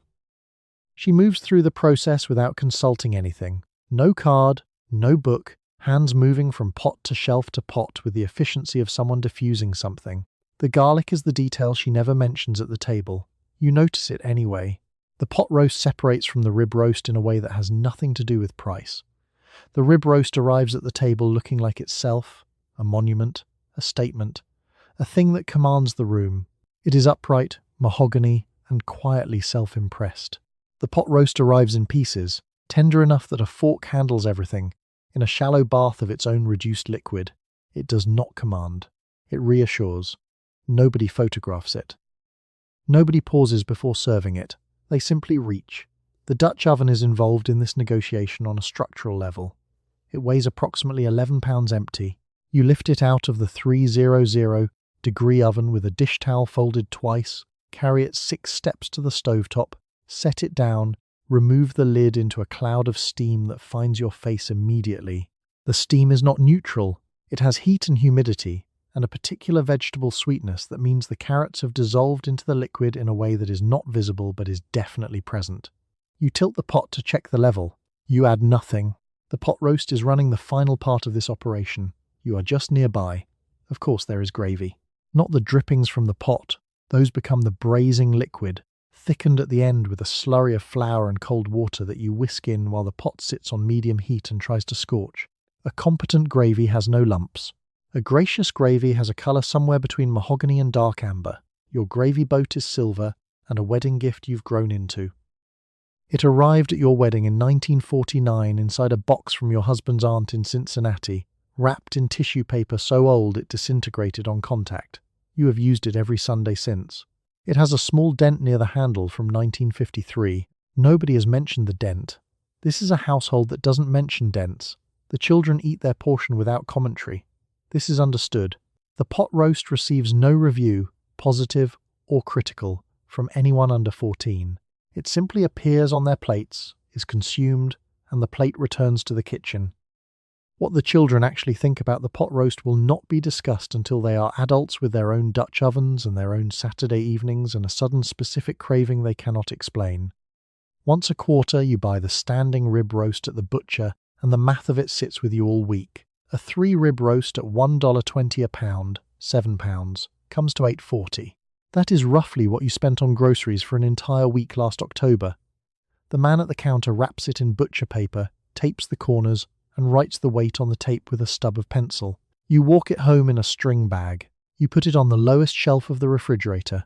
You think about it on Friday. You think about it on Saturday. The pot roast asks nothing of you except time. The rib roast asks for time and belief. You don't braise it. You don't cover it. You set it fat side up on a rack in a shallow pan, rub it with salt and black pepper, slide it into a 3-5-degree oven at 8 in the morning, and then you leave it alone, which is the hardest part. No liquid, no lid, no checking. The oven does what it does. You do what you can in the kitchen around it. And the whole arrangement requires a level of professional trust you do not extend to anyone else in your life. The smell starts early. By 10 o'clock it has moved from the kitchen into the hallway. By 11 it has crossed into the living room and begun its negotiations with the furniture. The fat renders slowly and falls into the pan, and the whole house fills with something deep and mineral and slightly carnivorous, the way a serious room smells, the kind that makes children go quiet when they walk through the door. Frank Kellerman next door is cooking a pot roast. You can tell because pot roast smells like Sunday. The rib roast smells like an occasion. The rib roast is the one meal that announces itself before anyone sits down. You don't say we're having prime rib on Sunday the way you'd announce a chicken. You say it differently. There's a small pause after. People nod. The pause is the point. Presentation is its own separate labour. The roast comes out of the oven and rests on the cutting board for 20 minutes, which is longer than it sounds when 7 people are already seated and the children are becoming structurally unstable with hunger. The wait is 20 minutes long, punctuated by chair creaks, throat clears, and the sound of your daughter's fork tracing patterns on the empty plate. Your husband carries it to the table on the good platter, the one with the gold rim that lives in the lower cabinet behind the salad bowls, and he sets it down at the head of the table, which is his end. He did not cook it. He is, however, the one standing with the carving knife, which in the visual grammar of a 1955 dining room is the same thing. The carving itself is performance. A good rib roast resists slightly at the bone and yields cleanly between the ribs if you know what you're doing, which your husband does, mostly. The first slice goes to your father-in-law, who has driven 40 minutes and whose opinion of the roast will be delivered in the form of a single word, tender or not tender. The second slice goes to your husband. The platter makes its way down the table in order of age and standing. You are in the kitchen making gravy. The drippings in the pan are dark and concentrated and magnificent. You pour off most of the fat, deglaze with a splash of water, whisk in flour, and the result is a gravy that smells like the roast but tastes like itself, richer, more insistent, the kind that would make a plain potato interesting. The gravy boat is silver, narrow-spouted, and the only object on the table you don't fully recognize as your own. It will be yours for 20 minutes, after which it belongs to the table, and you won't see it again until clean-up. By the time you sit down, the roast is half gone and the platter is tilted slightly from the serving. Nobody has mentioned that it took 4.5 hours. Nobody mentions what it cost, which at $8.40 is the price of running a small restaurant for an afternoon, which is essentially what you've done. The children eat quietly. Nat King Cole is finishing something slow on the phonograph in the other room. The rib roast, in the end, doesn't need to be commented on. It's its own comment. On the first Sunday of every month, you drive across the river to your mother-in-law's row house in South Philadelphia, where Sunday dinner is not a meal but an undertaking. You arrive at 11 and the kitchen is already at full temperature. A pot the size of a wash basin sits on the back burner. Inside it is the Sunday gravy, which is tomato sauce, which is also a verb because the gravy has been cooking since 6 a.m. Meatballs float in it, sausages float in it. 3 pieces of braciole tied with string sit at the bottom.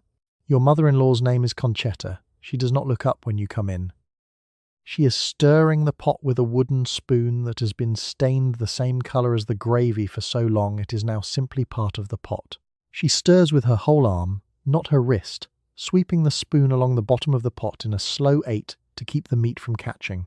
The braciole is not braciole, it's an event. Thin pounded beef, stuffed with breadcrumbs, hard-boiled egg, parsley, and a single pine nut per roll because Concetta's mother did it that way, and that is the end of the discussion. Each one is tied with cotton string in 3 places, like a very small package of something you should not open yet. They've been in the gravy since 7. They will come out when Concetta decides they're ready, which is a time that cannot be found on a clock.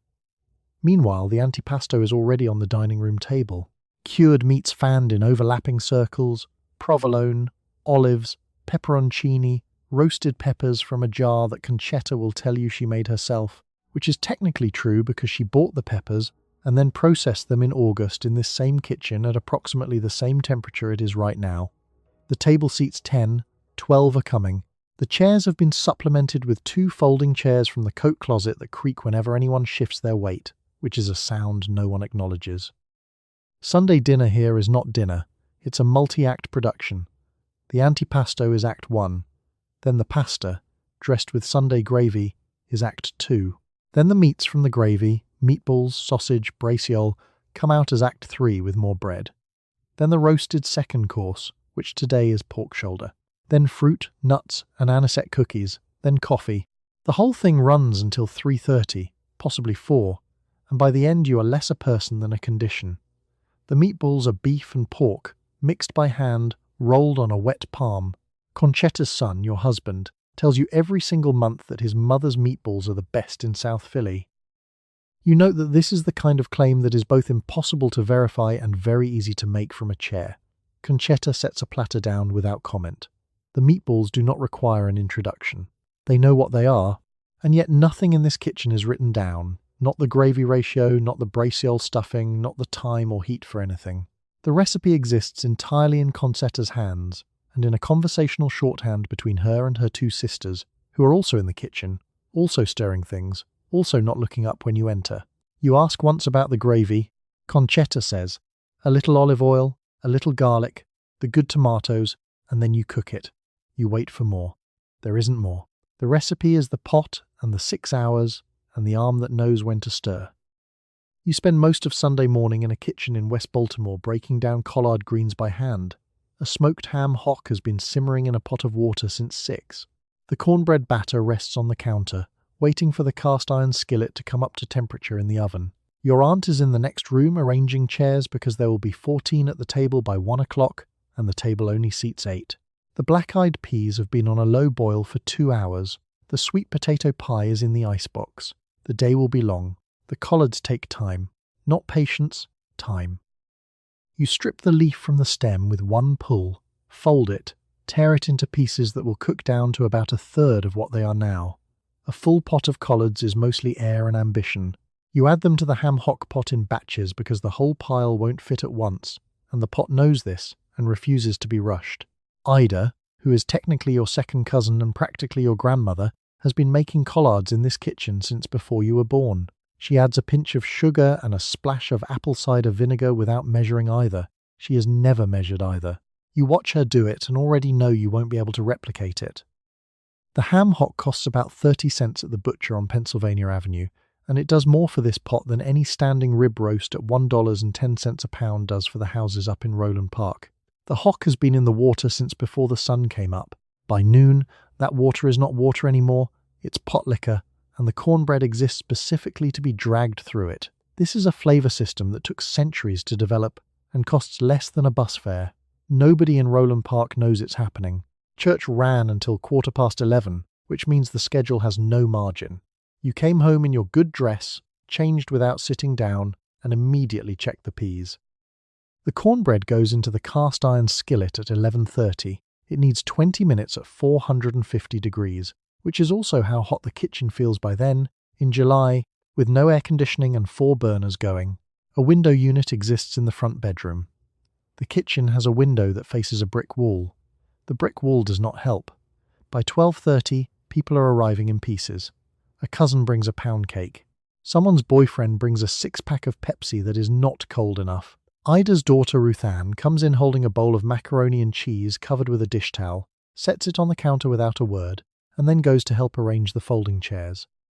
The macaroni isn't from a box. Nobody is going to say this out loud, but it matters. The table, when it finally holds all 14 people, is a negotiation.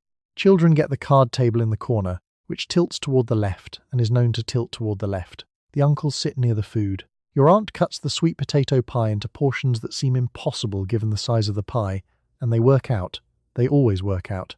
The pie has a crust that shatters cleanly and a filling that is less sweet than you expect and more spice than you'd think. Nutmeg, cinnamon, a little vanilla, and it tastes like the specific afternoon in October when someone first made it for you, which is not something you can put on a recipe card. The cornbread comes out of the skillet in one piece if you've done it right. You've done it right. It lands on the table in the skillet because there's no platter large enough, and also because the skillet is part of the presentation. Someone tears the first piece before you've even sat down. This is correct. The collards are done when they're done, which is a deeply unhelpful description that is also exactly right. You know when they're done. The ham hock has given everything it had into the pot. You pull it out, strip what meat is left off the bone. There isn't much, but there's enough, and add it back to the greens. By 1:15, everyone is eating. The room is loud. The card table tilts. Someone asks for more cornbread before the first piece of cornbread is finished. Ida sits down last. Your husband stands at the sideboard in the living room at 12:05, mixing a Manhattan in a chrome shaker his uncle gave him in 1948. Rye, sweet vermouth, 2 dashes of Angostura bitters, ice, 15 seconds of vigorous shaking. He pours into 2 chilled coupes, one for himself, one for his mother. You do not get one because you are still in the kitchen finishing the gravy. He brings yours in 15 minutes, half melted. You drink it standing at the counter between stirs. The cherry stays at the bottom of the glass. The sideboard is a piece of furniture that exists for exactly this moment. It holds the shaker, the bitters, a shallow bowl of maraschino cherries that nobody eats except directly from the Manhattan, and a bottle of rye that refills on Thursdays. The rest of the week it holds the mail, a flashlight with dead batteries, and 3 birthday cards that should have been sent in March. On Sunday it is a bar. On Monday it is a flat surface with ambitions. Everyone else gets a drink in their own assigned key. Your father-in-law gets a bourbon on the rocks poured by your husband without being asked, because they have done this for 11 years and the order has never changed. The order is fixed, gendered, and slightly Edwardian. Your sister-in-law gets a glass of sherry because she always gets a glass of sherry which she holds in both hands and never quite finishes. Her husband, Gerald, gets nothing because Gerald stopped drinking in 1954 and everyone pretends not to remember why. Gerald gets a glass of ginger ale. The glass is the same size as everyone else's. Gerald appreciates this. The children get milk poured in the kitchen by you, carried out by the oldest one, who is 9 and moves like someone who has been told exactly what will happen if she spills.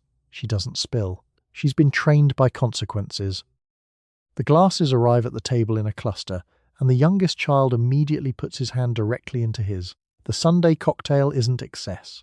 It's the structural pause between church and food, the 15 minutes where the living room briefly becomes the kind of room that appeared in magazine spreads with names like entertaining with ease, which is a phrase that has never once described your Sunday. Nat King Cole is on the phonograph. The phonograph is the size and shape of a small casket, walnut veneered, and it lives against the wall near the window. It was purchased in 1951 and plays 33S with a tone arm that drifts slightly to the left, which means every record ends about a quarter step flat. Nobody mentions this. It has become the correct pitch. Unforgettable plays, then Mona Lisa, then something by Mitch Miller where the audience is encouraged to sing along and nobody sings along, but nobody turns it over either. From the kitchen, you can hear all of this. The phonograph, the shaker, the low specific sound of adults settling into living room furniture with drinks in hand, a sound that has no name but is completely recognizable, the sound of a household briefly at rest while one person in it is not.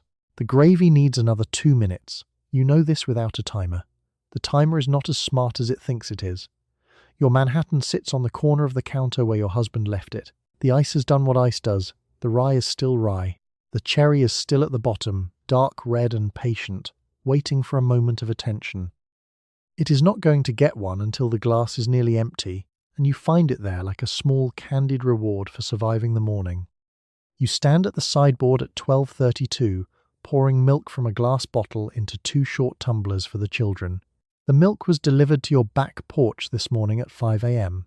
by a man named Hank, who has been delivering your milk since the week you moved in. The cream sits on top of the bottle in a band an inch thick. You shake the bottle before pouring. For the adults, you bring the coffee in a silver pot from the kitchen. The cups are part of the Noritake set. The saucers match the cups exactly. The coffee is not good coffee. It's percolator coffee, which is a system that works by brewing a pot and then boiling the finished coffee back up through itself on a repeating loop until it achieves a flavor best described as aggressively brown. The brew is dark, bitter, and quietly resentful. The Maxwell House tin has been on your counter since March. The tin also currently contains 11 buttons and a thumbtack. You made the coffee at 11:45, so it's been cycling for nearly an hour, which means it's been technically done since 11:52 and technically terrible since 12:05. Nobody will mention this. Adults in 1955 drink approximately 3 cups of this per day and consider the experience routine. The children get milk because the children always get milk. This is not a preference. This is the nutritional consensus of an era that has decided children need calcium the way buildings need load-bearing walls. Bobby, who is 8 and has strong feelings about the matter, wanted a Coca-Cola. Bobby did not receive a Coca-Cola. Bobby is now sitting at the table with his milk and the particular expression of a person who has lost an argument that wasn't really an argument because it was never going to go any other way. The milk is cold and the tumblers sweat onto the tablecloth. The tablecloth is damask. It's already creasing where Bobby's elbows are. At the head of the table, your husband sits with his coffee in the Noritake cup, holding it by the handle with 2 fingers the way a person does when they're aware that the cup is good china, and they've been told this several times.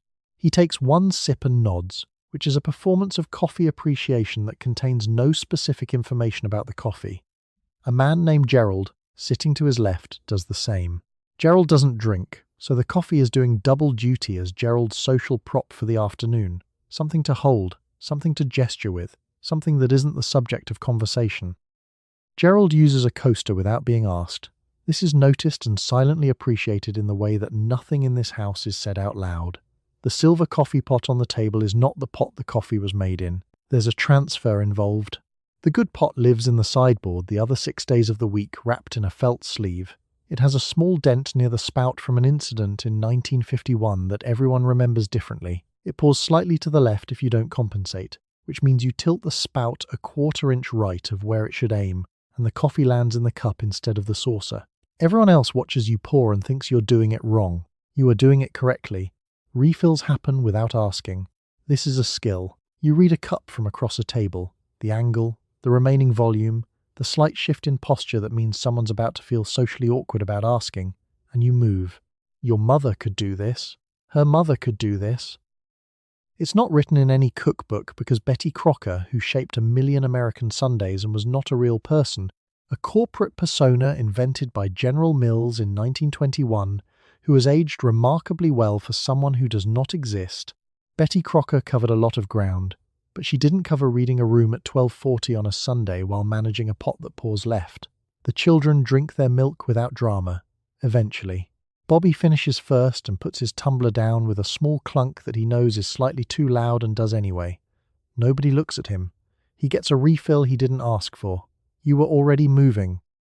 The percolator on the back of the stove starts up at 12:15 and does not stop until 4:30. It is a Farberware aluminum pot, 8 cups, with a glass knob on top that bubbles dark every few seconds.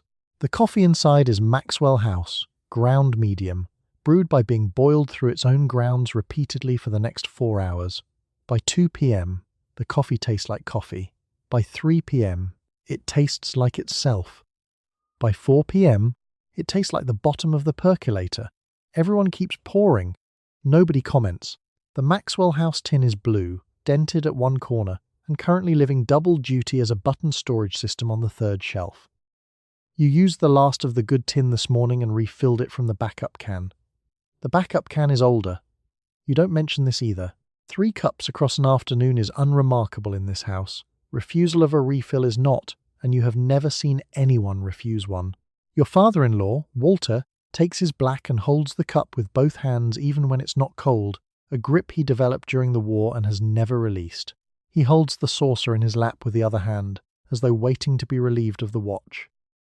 Your mother-in-law Vera takes hers with cream and 1 sugar and stirs it 12 times in a single direction, which is not a superstition, she says, though she's never tested the other direction. Your husband refills his own cup. Nobody else refills their own cup. This is not a rule. It is simply the way the room works, and the room has been working this way for 11 years. You pour. You return to the kitchen. You come back and pour again. The coffee is its own kind of second shift, quieter than the cooking, longer than the dishes, and attended by no recipe. It's basically running a very small, very bitter diner where everyone knows the owner and nobody tips. Meanwhile, in the dining room, the conversation has moved from the morning sermon to the Eisenhower administration to whether Walter's knee is a weather instrument. It is not. Walter insists that it is. The console phonograph in the corner, a Magnavox the approximate dimensions of a sideboard, has been playing a Mitch Miller record for the last 40 minutes. Mitch Miller is encouraging everyone to sing along. Nobody is singing along. The needle tracks on through the chorus regardless, and reaches the run-out groove without anyone reaching to lift it. The afternoon opens up into something unscheduled and slightly airless, the long drag between the cleared plates and the point when people start looking at their coats. The good china has been moved to the kitchen.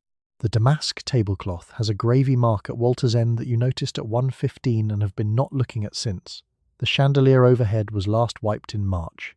The afternoon light catches on the dust and breaks into a soft grey halo over the empty serving platter. Vera produces a handkerchief from somewhere on her person and uses it to dab the corner of her mouth, then folds it into a perfect square and sets it beside her saucer with the deliberateness of someone filing a document.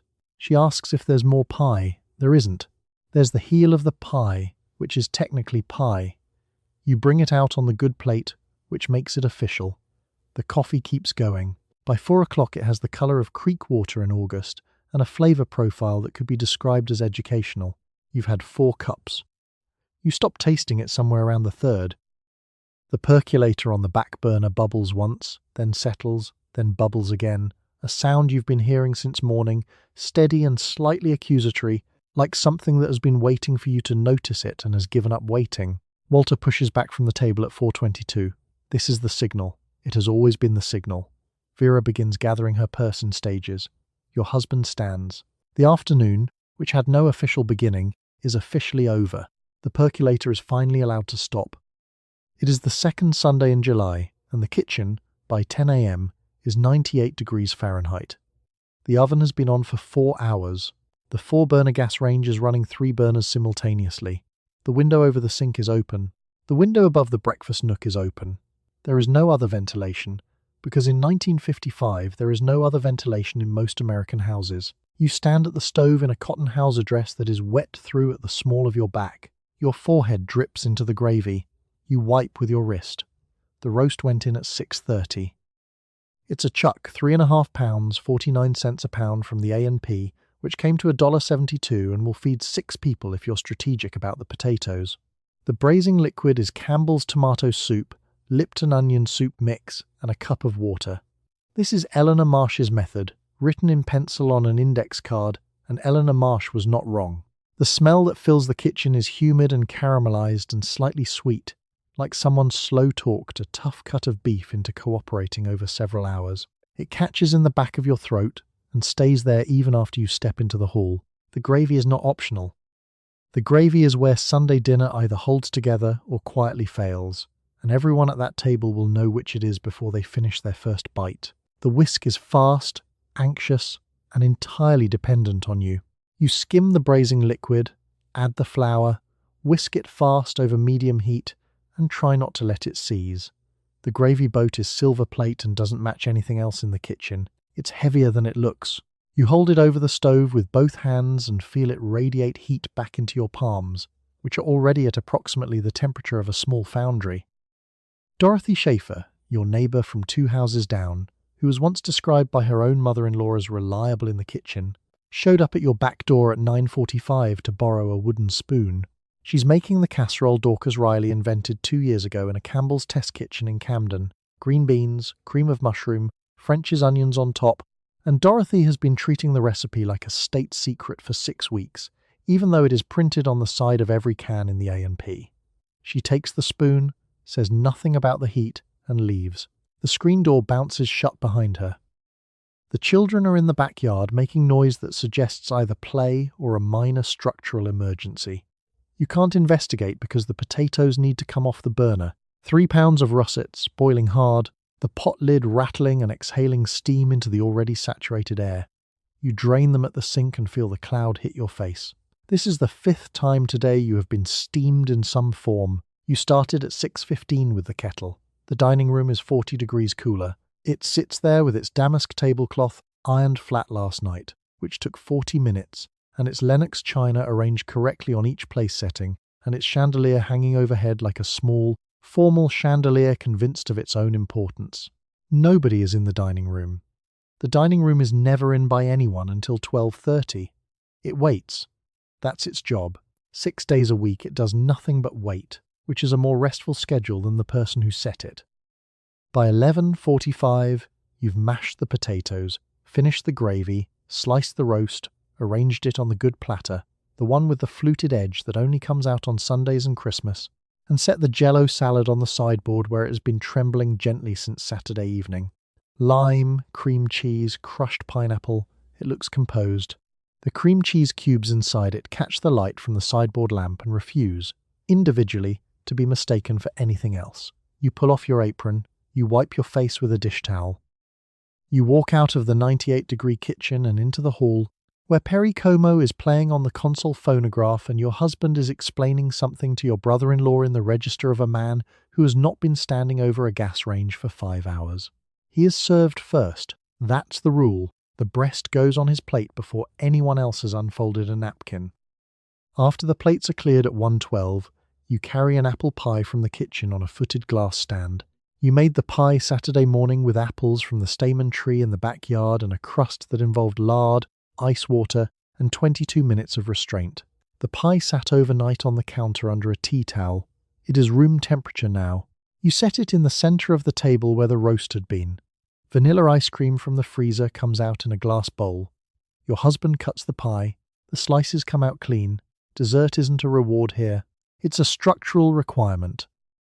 A Sunday dinner without dessert is a Sunday dinner that didn't happen, a fact understood by every woman in your neighborhood without anyone having to say it out loud. The Better Homes and Gardens new cookbook dedicates more pages to pie crust than to roast beef. This tells you something about the hierarchy of expectations. The roast can be forgiven a degree or two of doneness. The crust cannot. The pie alternatives are also acceptable, within a narrow range. Layer cake is respectable. Jello pudding with whipped cream is serviceable. Ice cream alone is something you offer children and summer guests when the oven is already too hot to look at directly. What you don't offer is nothing. Nothing is not a category. Nothing is a statement about what kind of household this is. And that statement travels. Dorothy Hines, 2 doors down, served nothing after her pot roast in April of 1956, and it is still being discussed. Of course, the ice cream introduces a timing problem. It is July.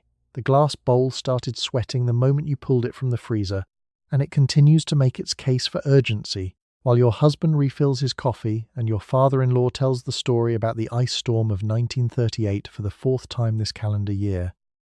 Meanwhile, the ice cream pulls toward the edge of its bowl and pools there in a widening ring, and the spoon you set on the saucer is already swimming.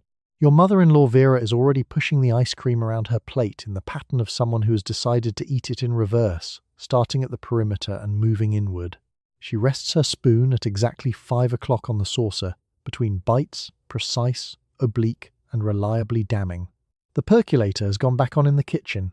Maxwell House, which comes in a blue tin you also store buttons in between Sundays.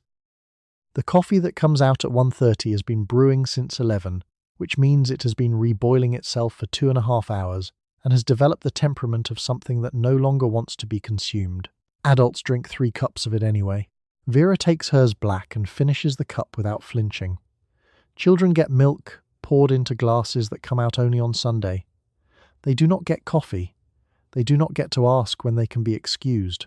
They sit with their ice cream and their shrinking portions of pie and participate in the ritual of not speaking unless addressed, which is basically a silent meditation retreat except nobody signed up for it and there are no refunds. The pie stand goes back to the kitchen when the last slice is served.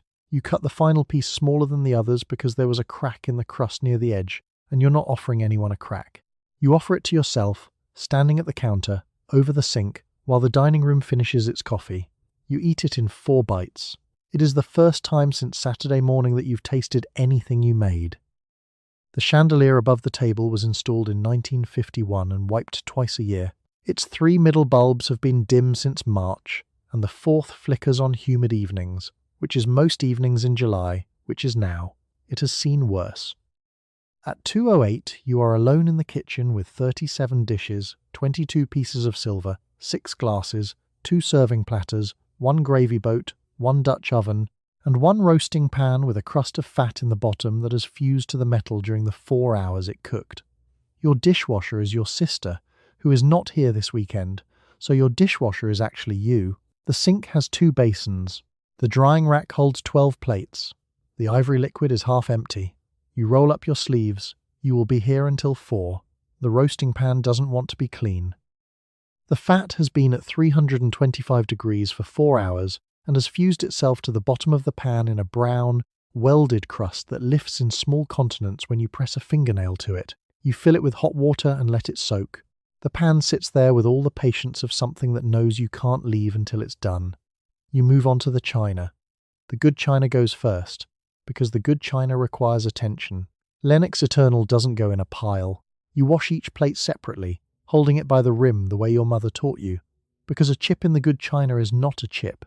It's a conversation that happens every Sunday for the next 6 years. The glasses go next, stem first, tilted. The silver is its own separate project. You dry the silver by hand because water spots on silver are visible from space, apparently, or at least from the head of the table. The Melmac everyday dishes at least are forgiving. Melmac survived being manufactured, survived being sold, and will survive being dropped on a linoleum floor and bouncing twice before it settles flat. You stack them without ceremony. They have no feelings about this. The Melmac is the one thing in this kitchen that asks nothing of you, and you appreciate it the way you appreciate a very small but very reliable employee. Meanwhile, the roasting pan is still soaking, and the Dutch oven has a ring of dried pot roast vapour around the interior that smells rich and slightly caramelised, and will require a dedicated scrubbing with steel wool, and the gravy boat has a dried skin of gravy in the pour spout that is going to become a personal conflict between you and a wooden skewer in about 20 minutes. The gravy boat is silver. It needs polishing and will probably not get it before next Sunday. You're not sure it matches the gravy. Maggie Dobbins, your neighbour, has a husband who dries. He stands at the counter with a dish towel and dries. You have heard about this the way you hear about a country you've never visited, with polite interest and a sense that it can't possibly be true. Your husband is in the living room. The football game has been over for 40 minutes. He is reading the paper. The paper does not need him to dry it. You start on the roasting pan at 240. The crust releases in sections, like a small continent breaking apart, and each section requires individual negotiation. The water in the basin goes brown. You change it. The pan is not done. The pan has a philosophy about the duration of this interaction, and that philosophy is patience.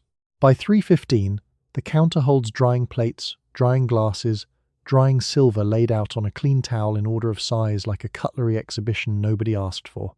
The kitchen smells like dish soap and fat and the last half-inch of coffee in the percolator, which has been on since 11 and is now a substance that has moved past coffee into something more conceptual.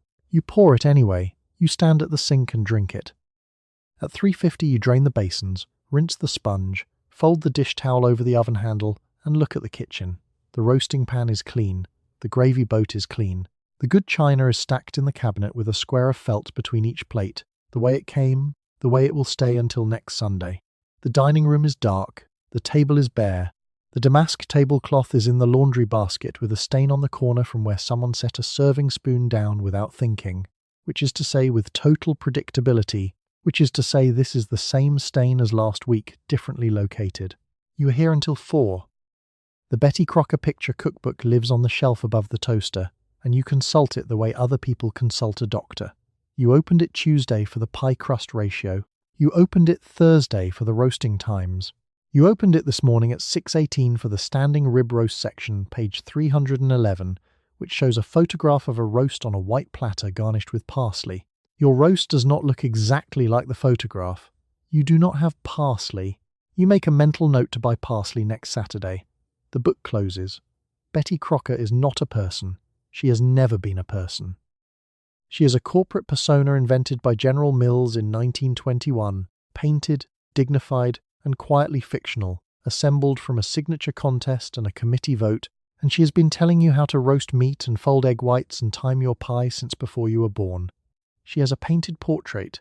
She has a radio show. She has a warm, confident handwriting style on every recipe card. The book itself sold over 1 million copies in its first year. 1950. Right when the post-war kitchen was filling up with new appliances and new ambitions, and no instruction manual except this one. The picture cookbook has photographs because some of the women buying it had never seen a standing rib roast in person before the war ended and the ration books stopped. They needed to know what it was supposed to look like. They needed page 311. Your copy has a cracked spine at 3 places: the roasting chart, the pastry section, and the page for white sauce, which you've made so many times you don't need to look anymore but still do. Just to be sure, a pencil mark in the margin of the chicken section says simply "time's not enough." You don't remember writing it. The book remembers everything. The cookbook is more than a book. It sits on the shelf 6 days a week, radiating quiet authority, and then on Sunday morning it gets consulted like a foreman checking the crew. Joanne Hollis, who lives 2 doors down on Birchwood, uses Better Homes and Gardens instead, the new cookbook, which has sold 18 million copies, and has a red and white checkered cover that looks cheerful and blameless. Joanne's roast always comes out fine. You do not tell her this. You tell her it's wonderful. The thing about the cookbook is that it assumes a great deal. It assumes you have time. It assumes you started yesterday, which you did. It assumes you know what fold gently means versus stir until just combined, and that you understand this is not the same motion, and that one of them will ruin your cake batter. The cookbook does not explain the difference at length. It trusts you to feel it. This is a significant amount of trust to place in someone standing in a 90-degree kitchen at 7 in the morning in a hauser dress. The roasting times on page 311 are organized by weight, 15 to 18 minutes per pound at 325 degrees for rare, 20 to 22 for medium. You have a 5.5-pound roast. You have done the arithmetic. You have done it twice on 2 separate scraps of paper and arrived at slightly different answers, and you are currently committed to one of them. The oven does not comment on your math. It simply holds its temperature and waits.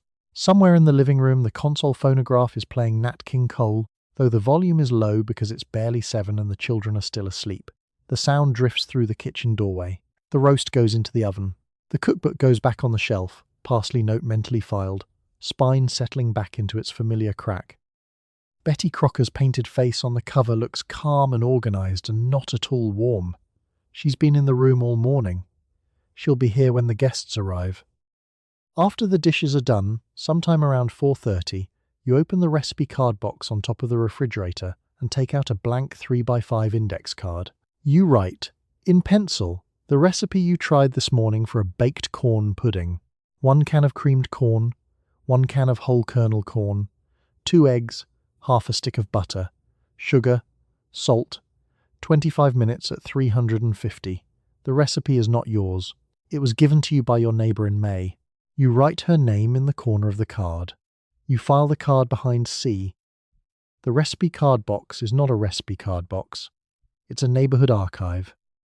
Every card in it came from somewhere: a church potluck, a cousin's wedding, a magazine clipping folded in thirds and then copied out by hand because the magazine is now in the trash. The cards are index cards, mostly. Some are the backs of envelopes. One is a torn piece of brown paper bag. The handwriting shifts every few cards. Your mother's cursive in the back, 2 cards in your own block printing from before you learned to write in script. And then, starting around 1951, the handwriting you use now, looser, faster, abbreviated. TSP, not teaspoon. CS, for cream of mushroom soup, a card for pot roast that says only, same as before with no further explanation. Eleanor Marsh of Evanston, Illinois has a card dated 1957, written in pencil, for what she calls company pot roast. The card lists 4 ingredients: chuck roast, Campbell's tomato soup, Lipton onion soup mix, 1 cup water. Instructions: cover, 4 hours, low oven. That's the whole thing. The box on your refrigerator has a card almost exactly like it, because Eleanor Marsh gave it to a friend, who gave it to her sister who moved to your street in 1954, and the recipe travelled faster than either of them.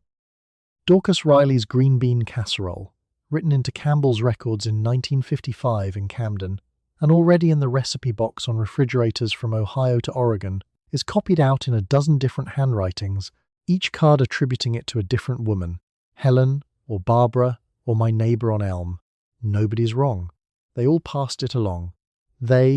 None of the cards in your box has Dorcas's name on it.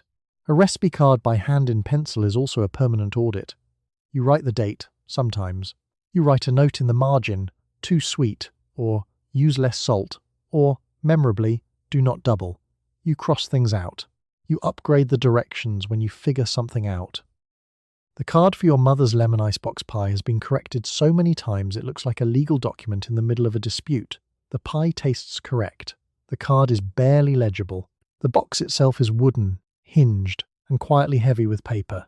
About the size of a hardback novel full of index cards, maybe 200 of them, not heavy in the hand. But your daughter will take it when you move in 1974, and her daughter will take it when the house is sold in 2001, and somewhere in the back behind S there will still be a card in your handwriting for a sugar cookie recipe you clipped from Better Homes and Gardens and never actually made.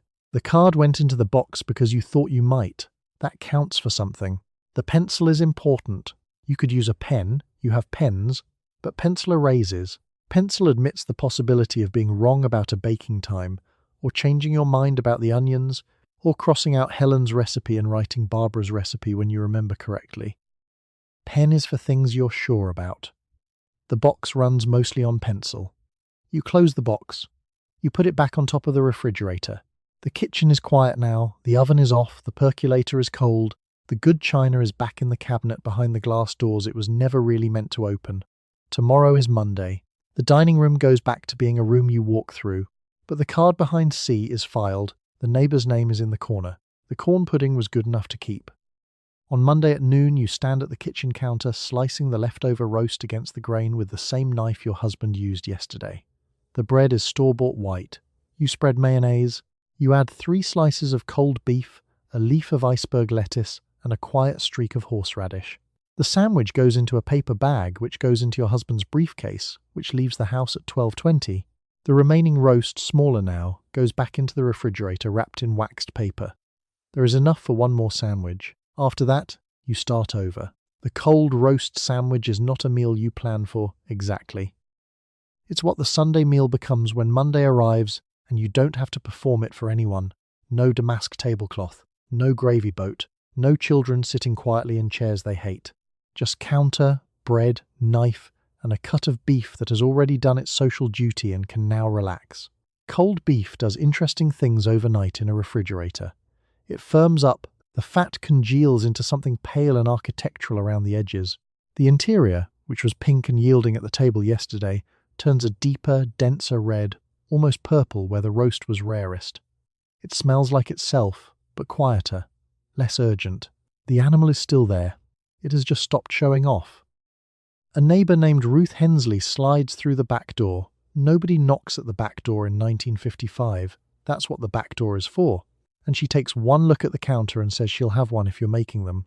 You're making them! Ruth sits on a stool and watches you slice. And this is the only version of Sunday dinner that doesn't require anyone to iron anything first. Ruth pours herself coffee from the percolator on the stove. It's been sitting there since 8 o'clock. The pot has been on a low flame for 4 hours and the coffee that comes out of it lands in the cup with a brown the colour of a parking garage floor in November. The economics of the leftover were not accidental. That standing rib roast ran $8 to $12 on Sunday, $90, maybe $130 in the money you'd recognise. And a family spending 30% of its income on food did not let $12 walk out the door in one sitting. The roast had to justify itself across multiple days. Dinner on Sunday, cold sandwich on Monday.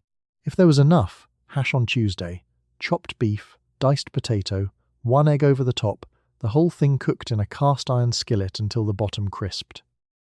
The roast earned its price across the week like a kind of installment plan, except the payment was labour and the interest was your Tuesday morning. The waxed paper matters here. Plastic wrap exists but isn't universal yet. Saran wrap came out in 1953 and is still making up its mind about the American kitchen. Waxed paper is what you have, and it does the job with the structural integrity of something that deeply does not want to. You fold the corners up around the remaining roast like you're wrapping a present that knows it's not the gift anymore. Back on the second shelf, behind the milk, Ruth finishes her sandwich standing at the counter, because there's no reason to sit at the table for this. The table is back to being a table, not a stage. The good china is in the cabinet. The Melmac plates from the everyday stack are stacked by the sink, cheerful and indestructible, completely unbothered by any of it. Melmac could survive a house fire. It has probably tried. You eat your own sandwich last, after Ruth leaves. Cold roast, mayonnaise, white bread, standing up. The dining room is 8 feet away and completely empty. The chandelier hangs there in the middle distance, doing nothing. It is waiting for next Sunday to justify its existence again. By 1966, your children are in high school. The church is half full at 9 a.m. service, and your husband has begun suggesting on certain Sundays that everyone get in the station wagon and drive to the new place on Lancaster Pike. The new place has a yellow M on a red roof. The hamburgers cost 15 cents. The fries come in a paper sleeve. Your son orders without looking at the menu. Your daughter orders without taking off her coat. You sit in the booth and the formica is cold under your palms. Nobody has set a table all day. This didn't happen all at once. It happened the way a roast goes from centerpiece to Monday sandwich to Tuesday hash, gradually and then completely. McDonald's had 228 locations in 1960. By 1970, it'll have over 3,000. The Lancaster Pike location opened sometime in 1964 or 1965, which means it sat there for a year or two. A bright geometry of red and yellow, before your husband stopped treating it as a joke and started treating it as a suggestion.